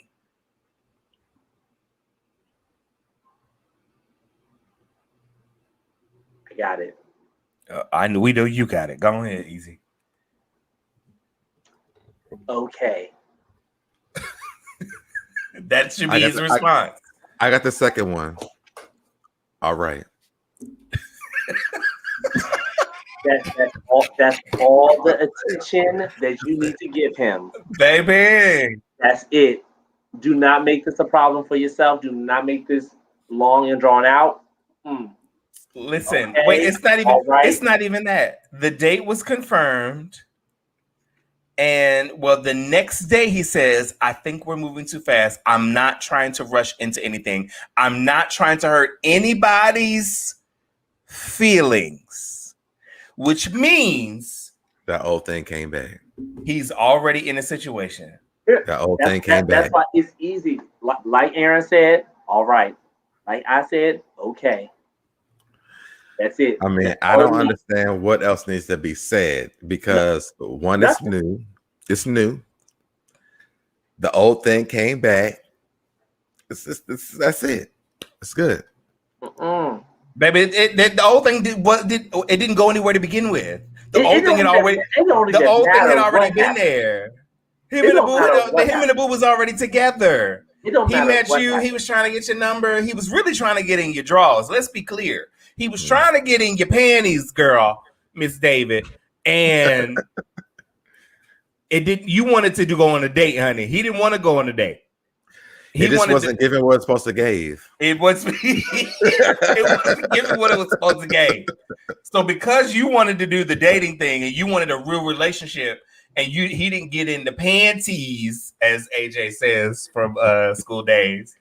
He didn't want to get in he wanted to get in the panties, honey. So because you didn't give him that kind of vibe, he doesn't want to hurt anybody's feelings.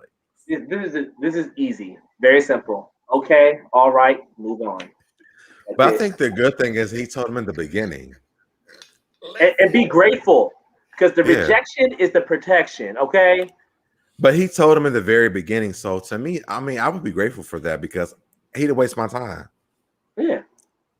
That's awesome. A simple text message. Okay, all right, move on. So we are unanimous, which it never happens on Affairs of the Heart. And as quick as this, your response should be, okay. Bye, girl. That's it. And delete his number. Yep. Boop, boop, boop. No, this is where I'm a saver of numbers. Because I need to know just in case if you ever reach that out. I need the history. I need the history to know what I need to know what was said. Yeah, I need to know what was said. I need to know who it is. I don't need to like a random number and be like, "Hey, what's up, boo?" And I'm like, "Oh, hey." So I got a good question for you. So how do you save him after that? Huh? In your phone. How do you save him after that in your phone? I don't do the whole tired ass nigga. No, I don't do any of that. I leave the name the same. I don't make up new nicknames or anything like that. I just leave it as it is. You don't put like an emoji that just signifies, like I used to put when I was dating, I used to put like if something didn't work and I had their number, I used to put the like that no smoking emoji, but that without the smoke, like that. I used to put that next to people's names so that if they ever texted me, because that happens often when people will text you, be like, "What's up, big head? Bitch, where you come from? It's been 6 months." Like, I used to do that. For me, it's the thread. Like I will look up the call log. I will look up the thread of the text messages, and I'm instantly reminded of what you were about. So we could. I always say that. I said that my phone is spam. Yes, spam. What? So when you call me, it's spam. Whatever the phone changed it to when the spam is calling you, I just redirect it to that. It's spam in my phone. And then also another reason that I keep it that way is because as friends, sometimes, and our certain, the gay community is small. A friend of yours may run across that same man sometime down the line and be like, hey, he wasn't no shit when he was over here. Not saying that he gonna be shit with you. Like, this is what happened. You just need a reference. You need a reference. I got it. I'm like, are you talking about spam? Listen, yeah, and you got 17 spams in your phone, right? I need to know exactly which one. Exactly. Yeah, so I leave the names the same. Easy walking around here with that the library file cabinet of how you had to search for books in the library with the little drawers. Yes, he's walking around with the Rolodex, the card catalog. Thank you. People.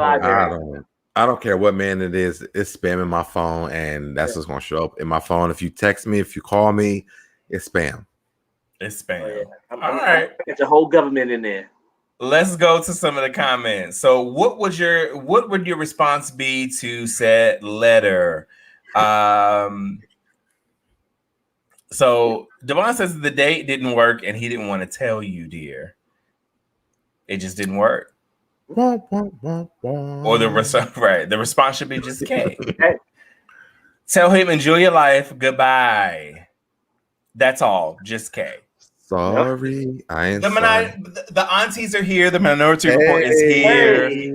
We are so excited to have. If you guys can join us week after next, we have the Minority Report. The aunties, the Minority Reports, and the aunties will be here live with Affairs of the Heart. We're collabing, so make sure you go and follow the Minority Report and the aunties. We love you guys, but it should be period week after next, not next week.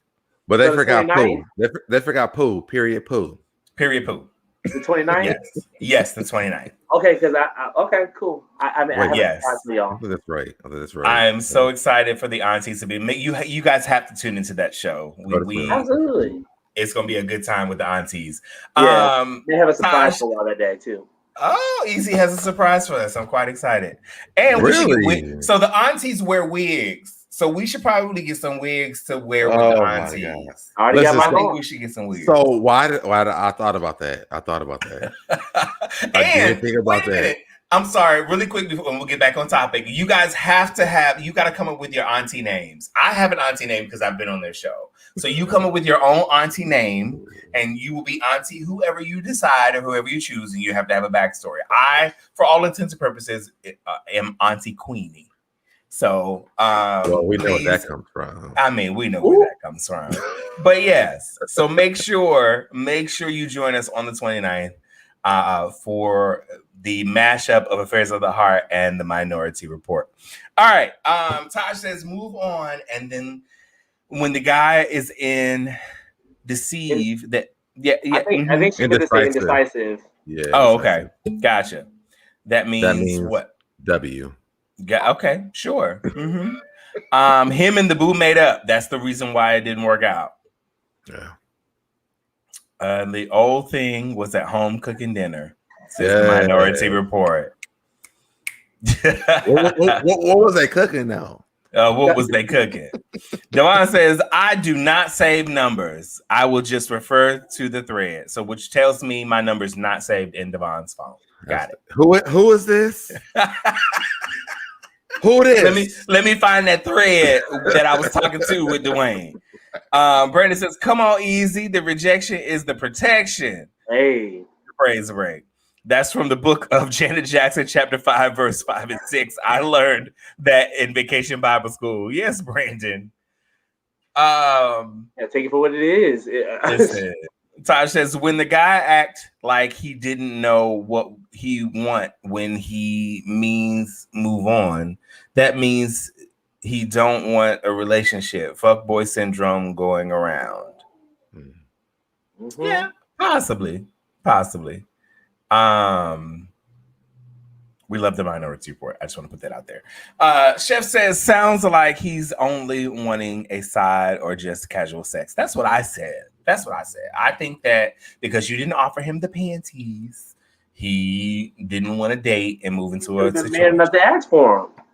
So, David, guys, maybe you've been surprised. I feel like if he would have asked for sex, though, he would have got it, though. Probably, if you were feeling him that much.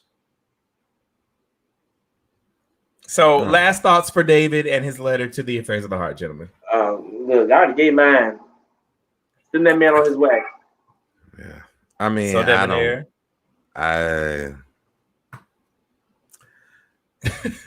Wait, now you a boss? I'm gonna go along with what Easy said. I don't really know. I don't know. We was all together when we came on here. I mean, I just don't. I feel like that's sad. Like I don't know. Ain't nothing sad. There's nothing to be sad about. You have no real attachment to this person. Okay, if I can be honest, because I've been drinking, I forgot what the even letter was about. Goodbye. Sir, don't listen to the air right now. I don't even remember what the letter was about. I can't get no answers about Send nothing. him a text message back. What happened in the damn letter? And move on. Don't listen. Whatever Easy said, go with that. I don't know. Dwayne, bring on the sex topics. Listen, David, thank you so much for writing into the Affairs of the Heart. We appreciate you. So Debonair is gone, so he doesn't have anything else to add or contribute to the conversation. I'm going to agree with Easy and just say, all right, move on, friend. Do not allow this person to infiltrate your space because he doesn't want to hurt anybody's feelings. Well, clearly he's got too many feelings to consider right now, so you don't need to be one of them. Actually, Easy said, okay, and I said, all right. So we all know what I said. And that's that on that. Now he remembers. All right. I don't remember what the letter was about. I forgot all of it. It was so boring. I'm sorry. Oh, how you gonna tell David his letter was boring? What the hell? To me, this was common sense. Just stop. And whatever the letter was about, that it was. I know that I was like, all right. I lost interest in the letter. I'm sorry, David. You should you need better friends and you need better surroundings because this was not a real question to me. It was like this was common sense. And I can't remember what the shit was about, but I know it was common sense. So we all know if you are a friend of the show or a fan of the show, when So Debonair gets this flip, honey, he has had way too much. So clearly, too many drinks. He's had too many. David, thank you for writing in to the Affairs of the Heart. We appreciate you, friend. We hope that we answered some of your questions or your thoughts and how you felt. Please don't hesitate to write again. And if you have a topic that he just unsubscribed. I know he did. David just unfollowed. And listen, if you unsubscribe, unsubscribe to that man too. That's it. You're not gonna insult him. Unsubscribe to that man because he don't want you. That's it. If you have something that you want the fellas to discuss on the Affairs of the Heart podcast, please go to aothpodcast.com and leave us a message. You can be anonymous or you can be like David and share your name. Again, and that goes for topics as well. If you have a topic that you want us to discuss as it relates to relationships, hold on. Y'all read people every single week, and I can't read Daisy 1 week. We're not reading anybody. I ain't never told nobody they wasn't shit. Right. I didn't say he wasn't shit. That's say he wasn't shit. Basically, you think the letter was boring, the problem was boring, you're not memorable. Like, why would you even write this? Like, you just like, what? How fast have we ever answered the Affairs of the Heart letter since this one? We've never answered a letter this fast. Never. Just like in any loving relationship or just whatever you answer this question. How fast? We have never answered a Dear Affairs of the Heart. We have at least one other one. Which one? We have many. How was I supposed to remember which one? We've never answered one this fast, though. Look, I am sorry that David is not complex as your relationships over there. But look, I would never write into the Dear Affairs of the Heart because I don't want to hear what y'all got to say. Oh, trust me, you know you don't. You don't want to hear what we got to say, but you the one with the most opinion to have something to say. And that's why I get my own opinion on my own relationship. That's why I got me. Listen, no, that's bait. That's bait right there. That's bait. No, because he's trying to bait us into another hour. We already at 9:45, Dwayne. We already at 9:45. Thank you. Debonair is giving me Nene leaks tonight, honey. You are giving Nene leaks to the kids tonight, Debonair. Mark says, I'll have what So Debonair is having. I love it. Well, unfortunately, because So Debonair is toasted, we do not have any sex topics for tonight because So Debonair did not do his homework. That was before I got toasted. We didn't have him before then. I keep telling you guys, I don't have. We've talked about everything. Well, how about this? We got 15 minutes. Okay. If you got a question out there, if you would like to come on and talk about it, or if you want to just talk about something that we've already talked about today, here's your chance to do so. So you can hit that link that Dwayne just put up there. So if you want to join the conversation live with us, go ahead and click that link right here, right now, and come on. Don't be scared. Don't ask that question that person has asked it before, because I'm gonna give you the same thing. What? It was what stupid. Did you say? Look. Don't ask what that you person just said stupid. You just called us. It wasn't a good question. I don't understand why they wrote that to us. I don't understand. Brandon said, damn, you might as well tell David that he ain't cute, his hair's uneven, and he look dusty. Because goodness gracious, you on one. I don't understand. What was? I don't even remember what the question even was. That's the thing. We know you don't. Let me look at my email, because I know it was a stupid question. I just don't remember what it was. David, So Debonair's thoughts and reflections are not a reflection of Affairs of the Heart Podcast.com. Please, or Dwayne Queen. They have nothing to do with either of us. Please do not take it personal, and please do not unfriend us. The next time you write us a letter, write us a good one, because that wasn't one. What? And you still jabbing? I'm sticking with that. It wasn't a good question. Listen, you're going to deter people from not writing into us at all, So Debonair, because now they don't want to be roasted like you. Well, let me just say, write good letters. Write good letters.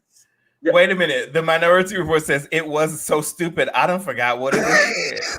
See what I'm saying? It was stupid. It didn't make any sense. You didn't turn it into a hashtag. Stop it. Dwayne, what did the letter say again? Can you read it? I don't remember the letter.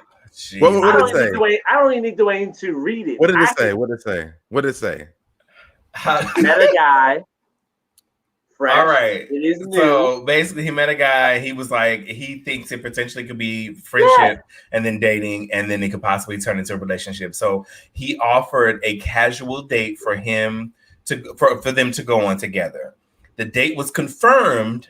Well, the next day after the confirmation, the guy says to him, I think we're moving too fast. I'm not trying to rush into anything, and I'm not trying to hurt anybody's feelings. Nor get mine's hurt. What should my next response be? But the thing is this was in 2 days. It was one day we were going on a date, the next day we weren't. Why are you even writing us this letter? And I may be so wrong, guys, and I'm so sorry. You are. But I'm gonna tell you this, because I really don't even give a damn. I feel like this is not a letter to write us. Like, we deal with so much stuff. People ask me on a day every day they don't want to go into the next day. I would never write into a podcast. Put my name in that. Don't put my name in that. That's why I said the way, and I stopped. That's why I stopped when I finished the rest of your day. But I would never continue this conversation. It was not nothing that you were even invested in, or the other person. He wasn't invested into it. He asked him one day, and the next day the guy turned him down. They had already been talking. And then they had a date schedule. They had a confirmation that, like, we're going out. And now all of a sudden you're telling me that you don't want to hurt my feelings, when just the day before you said you were into me, you wanted to do this, you're ready to do this. So what could have possibly happened within 24 hours or less than 24 hours that can make you all of a sudden don't want to be with me at all? Even for the casual date that you agreed upon the day before. And that shit happened. Many times that this happens. It happened to me just 2 weeks ago. Absolutely. Okay. And that's okay. So my thing is this, but I wouldn't write into a podcast or something and ask, like, this is not, no one's invested but you yet. also got to realize the platform that you're on, you're opening up for people who may not know. He may not have a support system like we talked about earlier. So we may be the gay friend circle that he does not, that he wishes he had in person. But I want to be I want to be the realistic friend and say, friend, it wasn't that serious. He just wasn't. He was interested. But that's what you say. Then you say, friend, look, the rejection was the protection. Glad it didn't get that deep. Clearly, absolutely. Not really into you. But so I'm sorry for everything. You don't sit here and call him stupid, or you wasting pen and paper. Like, no, I said that the letter was stupid because I'm like, why would you write a letter? And I mean, you could have inboxed one of us that said this, and I'd be like, bro, that's not. I wouldn't write. I mean, it wouldn't make that much sense. But I mean, okay, I get what you're saying. And I do apologize to David if you're listening. But I'm just like, I would never, like, for me, you can't apologize and then come back.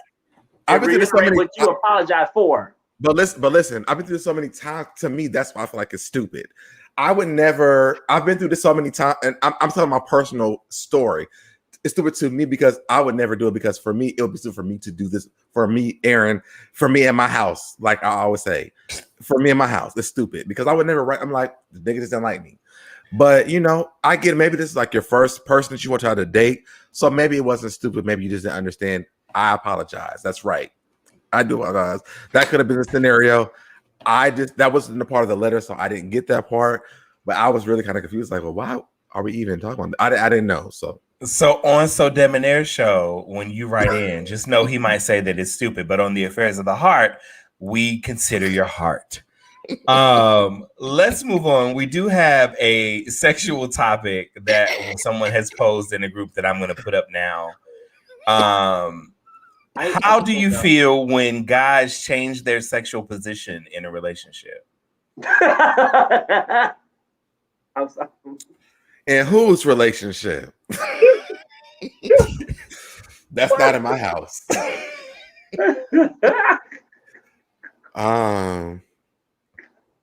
What you said?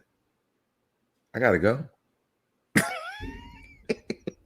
Can you turn my music up? Okay. A little bit more. I can't hear myself. I can't hear myself in my speaker. I can't hear myself. First of all, let's be very clear. What? You have some people that are rooting for you, So Debonair. You got to be more sensitive, Aaron. But low key, I would have responded the same way. Tosh says Debonair said what he said in his Nene Leakes voice, right, Debonair? Now, Nene Leakes is. What else is going on, Cynthia Bailey's voice? I mean, I wasn't trying to be mean. Seriously, from my heart, I wasn't trying to be mean. But I honestly, stop. In the first couple times, I just didn't get it. I didn't get it. You cannot apologize and then reiterate what you said in the beginning. Like, I'm apologizing, but I'm explaining why I didn't get it, and that's it. But I didn't get it. That's it. That's reiterating why your apology is trash. No, I'm saying that I'm saying that I'm sorry. I just didn't understand. That's what I'm saying. I'm sorry. I just understand the question. That's it. Okay. But how do you feel about when guys change their sexual positions in a relationship? I never had that, so I don't know. That's because you're the one switching positions. I never switched my positions. My position is always the same. Thank you, Dwayne. I said what I said. And what Let me close my laptop. Bullshit. Thank you, Dwayne. All right, so we clearly this was Taj's question, by the way. So we clearly do not have any reference to how do you feel when guys change their sexual position in a relationship. I'm leaving. You change your sexual positions now. You try to be a bottom? No, I can't do it. I think I got something. All right, what you got? Easy said, easy done. I got no personal experience, but I mean, we know that because he wouldn't even come in the door. Allegedly. He wouldn't have came in. He wouldn't even came in the door, honey. That's your story. You the one topping tonight because you're full. Sometimes I top, sometimes I don't. You know. That's because you switching lanes. I think it should be a conversation. If you want to switch positions, it should be a conversation. Don't surprise that person. And if you are surprised, shit, just go with it. See what happens. Try something new. Let sex be fun. Like, don't get so caught up into the sexual positions. Like, I say just go with it. You know, you may end up doing something that you may actually like. And if it's somebody that you actually have feelings or you're emotionally attached to, like, you should be wanting to take those risks, to take those chances with that person. I'm going to record this and play this back for Easy Said, Easy Done. So when he gets into a relationship and the person switches up on him, I'm going to play this response back. First of all, it's not. First of all, when it comes to me, that's a conversation that's had early on. Okay, but we're talking about in the middle of the relationship. The question says, "How do you feel when they change up their sexual position in a relationship?" So y'all have been. But I also feel like it should be a conversation. If we've already discussed something in the beginning of the relationship, and then maybe 1, 2, 3 years down the line, you want to switch things up, it's worth a conversation. Like, okay, so why does it have to be? It could be 6 months in, and I'll be like, "Easy, now I want you to fuck me. I've been fucking you this whole time. I want you to fuck me." How does that?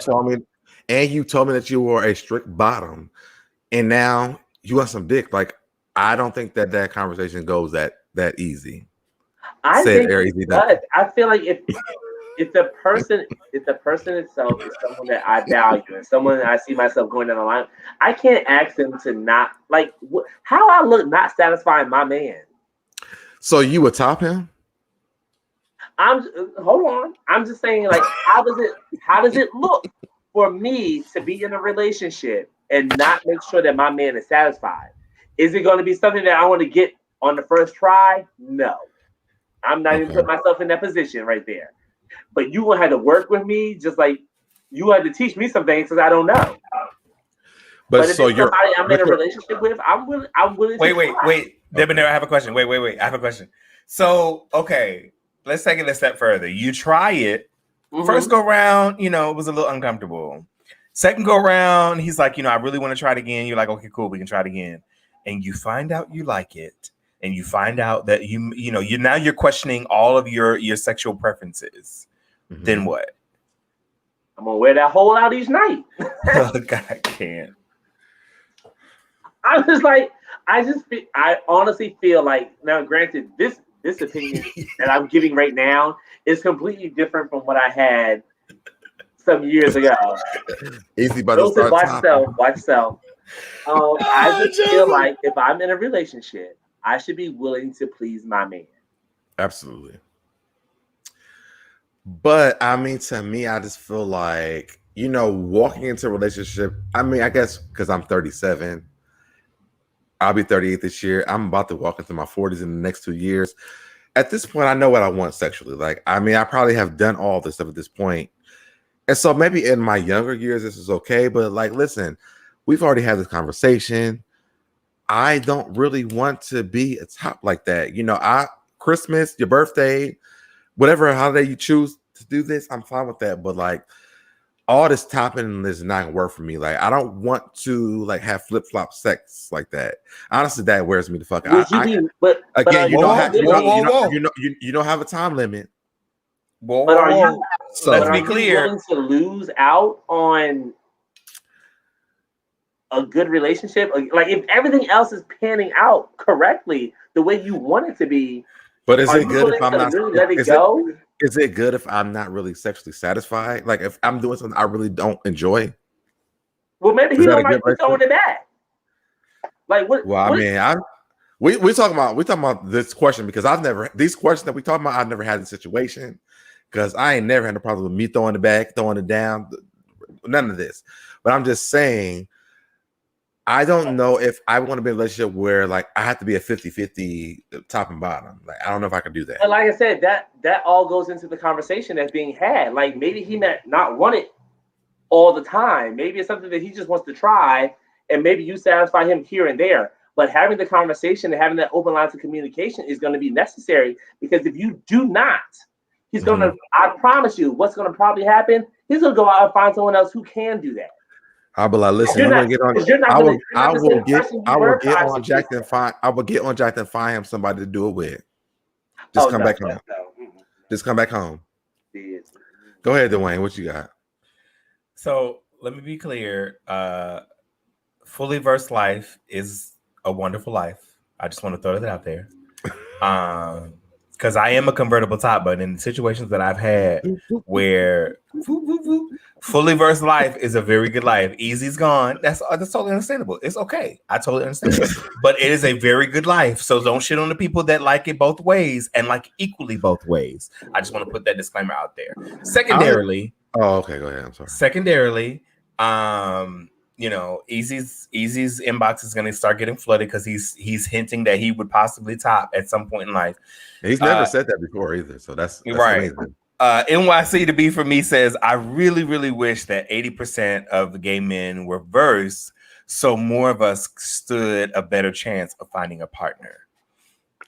I think it depends on the energy of the person that you're dealing with, honestly. And I always say this, you know, for me, it is about the vibe of the person. You know, I make jokes or whatever.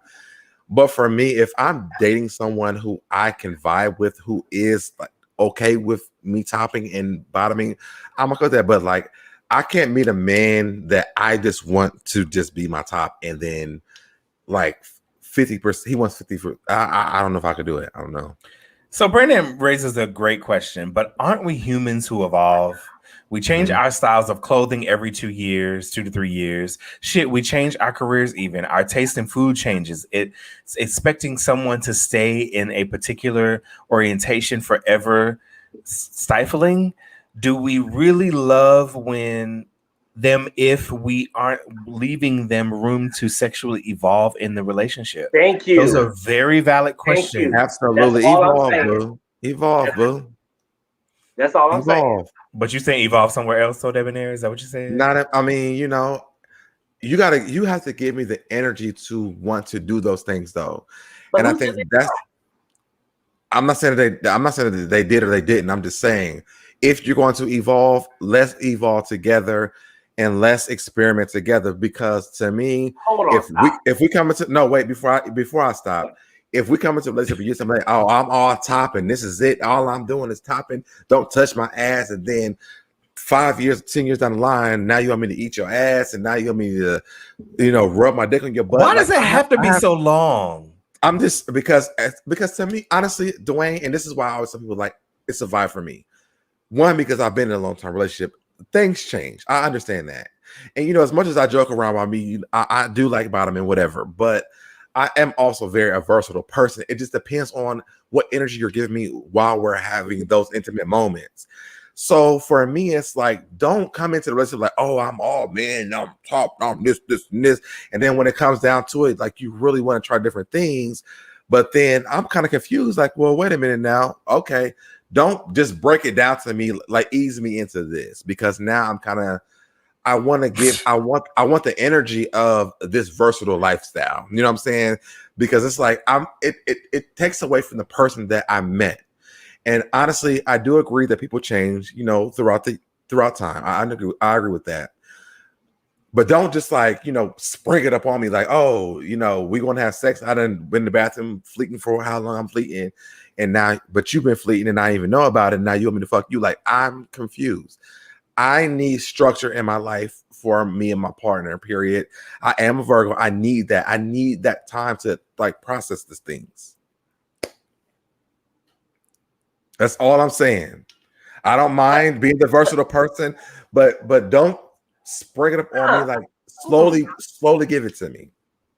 But I just said that earlier and you denounced it.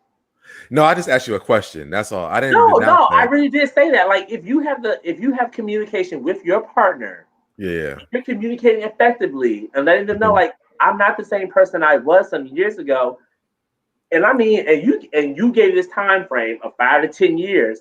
5 to 10 years of having the same exact sex make it a little boring for some person. Absolutely. So I thought when you were saying you were speaking in general, because honestly, I didn't think that you were talking about you. But I mean, I agree with you if that's what you were saying. I thought you were just speaking in general. I didn't think you were talking about. Oh no, you. But yeah, I understand that. Well, even in general, because like all relationships are not going to be the same when you walk into. Like if you really want and like I said this earlier, if you want your relationship to last, you're going to have to communicate, and you have to be welcoming your partner to communicate with you.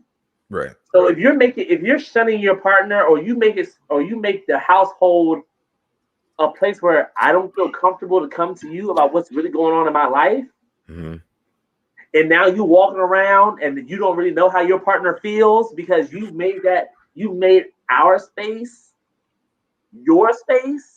And we're technically not living together, then no. They're going to cheat. They're going to find and escape someplace else that's not you, and you should be the one that they come to. For me, it depends on how much he wants me to top him, because I mean, you know what, you can't put stipulate like your man is doing everything. You're telling me. I also said for me. I didn't say for everybody. I know, me, but I'm asking. It depends for me. Your man is giving you everything. But I'm being honest. For me, it depends on how much he wants me to top for him, because I don't know, like, especially if it's not like I'm still gonna get some dick at that time. Like, I don't know how well I'll be able to take that. I don't know how well I'll be able to operate in that relationship like that sexually. And which is why I say, I'll find you somebody to do it with you, because I don't know how well I'll be able to do that. But if we can work out something where it's beneficial for both of us and it's comfortable for both of us, I don't mind that. So you would rather bring someone else into the relationship versus if he wants me to top him like a lot, I can't do it. I don't literally like it like that.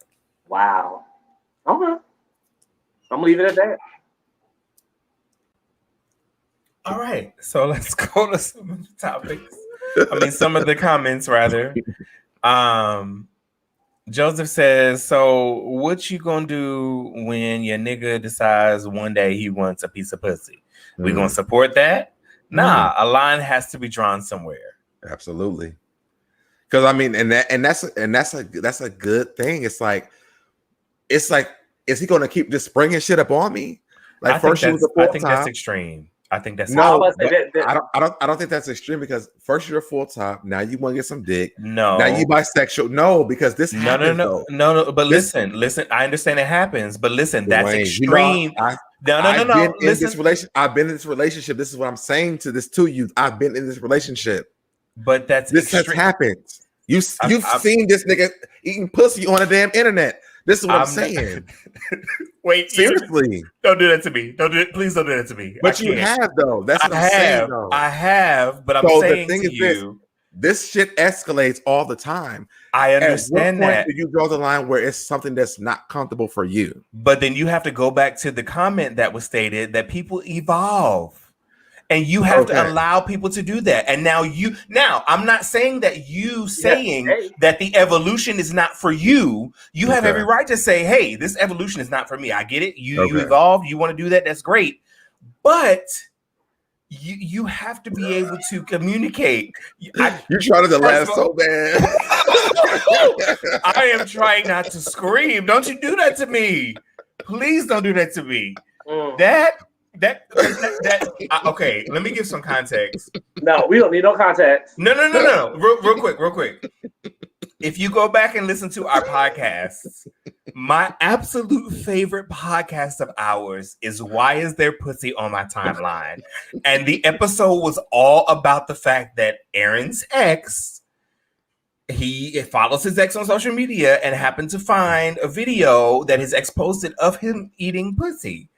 And he was trying to figure out why there was pussy on his timeline, because he absolutely hates it. But I had no idea that's what the topic was going to be or the conversation, and I died. That is my absolute favorite episode. It actually wasn't even a plain conversation. It was. I think we were like on the pod. We were recording, and you had mentioned it, and I was trying to figure out what the fuck pussy was on my timeline. I was so confused. It was very random because. And he was so upset. He was so pissed off. I went down a rabbit hole, but honestly, to me, it's not for me. It's not. I love women. I think women are beautiful, but I just don't want to see no pussy. Period. So I don't want no man to vet me into, oh, I'm a top, and then now I want to be a bottom. I'm on the bottom for you sometimes.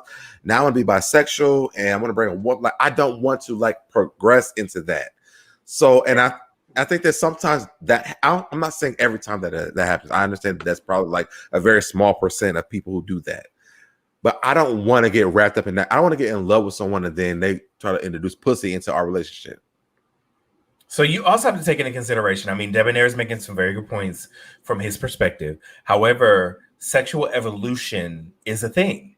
Yeah. It is something that happens. People, because we've been so oppressed as a people when it comes to our sexuality, when it comes to our gender identity. So you have to be able to accept, not agree or apply it to your own life, but you at least have to accept that it exists.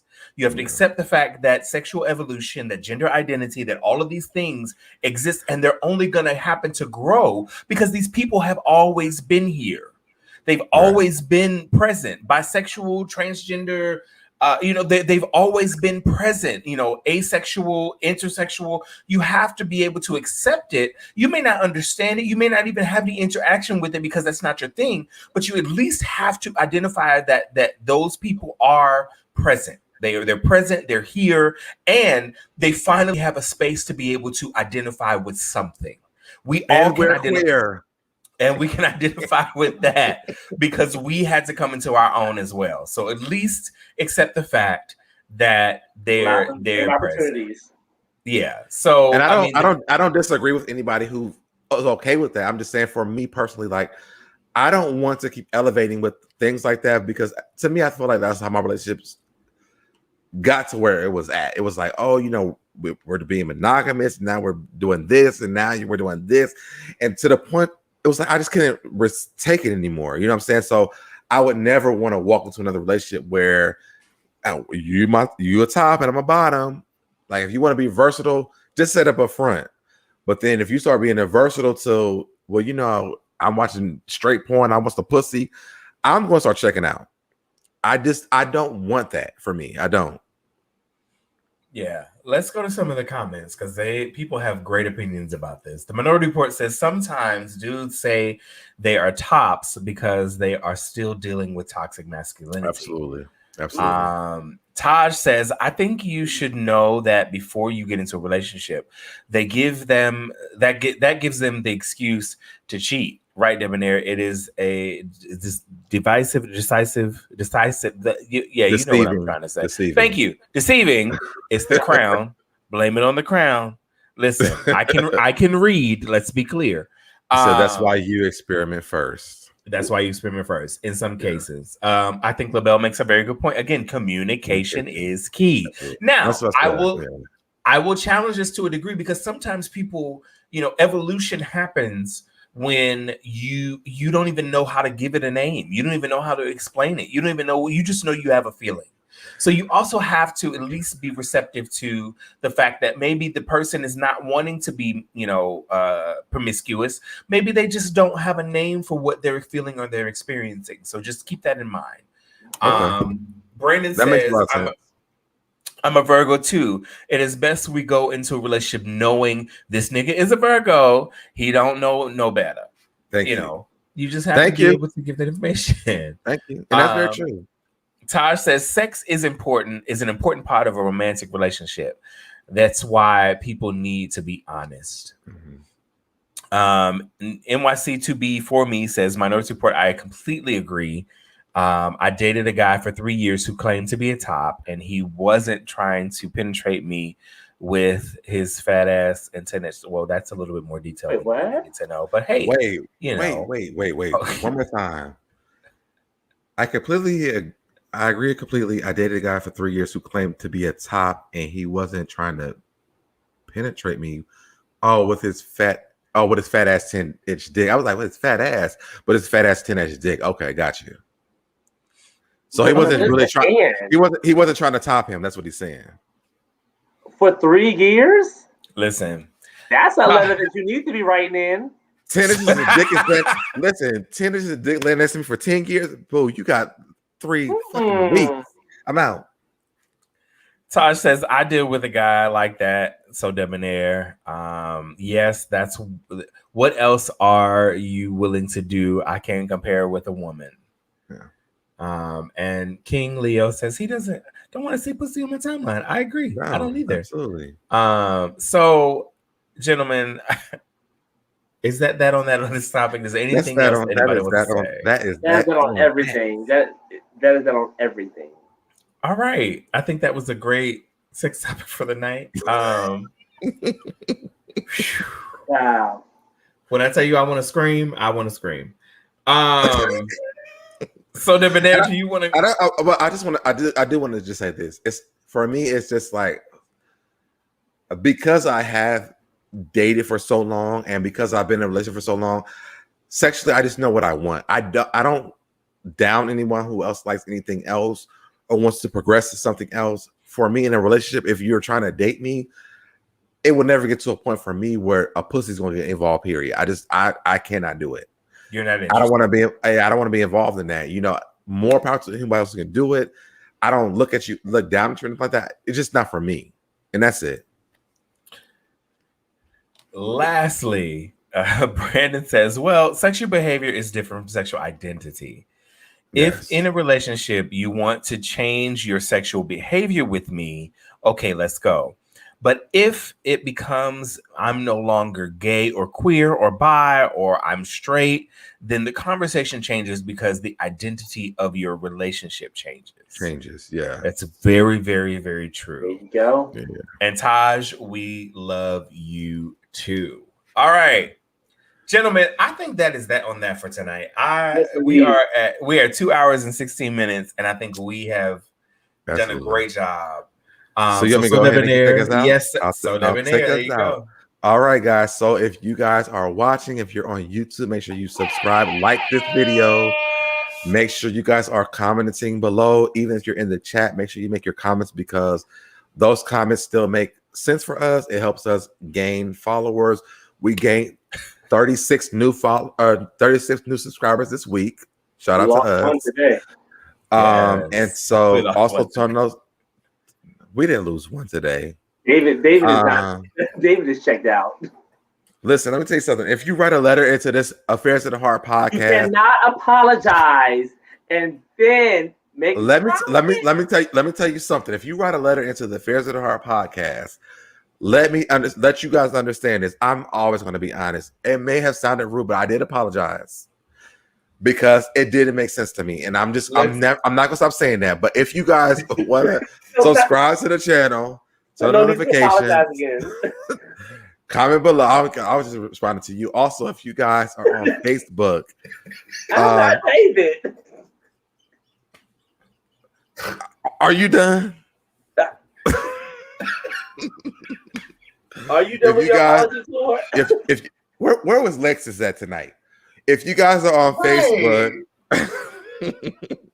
make sure you like the Facebook page. Also, leave a review so that David said me outside. I'll meet him outside, but I'm gonna tell him the same thing. Make sure you also leave a review on the Facebook page. Follow us on Instagram at The Affairs of the Heart, AOTH Podcast on Twitter. And that's pretty much it. Oh, also make sure you guys check out AOTHpodcast.com. All right. And Dave, if you want to be outside, I'm outside. Nigga. What's up? Also, don't forget, as we have mentioned on I can't deal with this. As we have mentioned on the 29th, please join us for a very special episode where we're joined by the Minority Report. Please make sure you follow them, like, subscribe, share all of their content as well. They just celebrated their 2nd anniversary. Yes. And so please join us next Thursday, not this Thursday coming, because we will be here this Thursday, but they will be with us on the 29th. Hold on. Did you watch that last episode? Of the Minority Report? Yes. I also joined them for a fans get together. So yes. So shout out to them because I totally enjoyed that last podcast because they were celebrating so much. they couldn't stay. They didn't have like many topics at all. They were trying to get it back together, and I enjoyed that whole conversation because I'm like, this seems like me and Dwayne so much because if I get drunk, Dwayne can't stay on no topics, and it's a wrap for them. Where's Milo? Tonight is an example. Here you go. But I love that whole episode because it was like they were just having so much fun. They were like, it was like they were on like a group FaceTime chat or something like that. Like they forgot that they was on the show. But I so loved it. It made me feel so good. And so I was like, I'm so glad that it's not just us. But you know, I love that episode. It was amazing. They said they were drunk. So make sure you join us for the mashup between the Affairs of the Heart and the Minority Report on the 29th of next Thursday after next. So again, we love you guys. Thank you so much for tuning in. It's another Thursday night. So we'll see you next week, same time, same place, 8 p.m. Eastern Standard Time on the Affairs of the Heart podcast. So debonair, easy said, easy done. I'm your boy DQ. We are out of here. Good night, guys.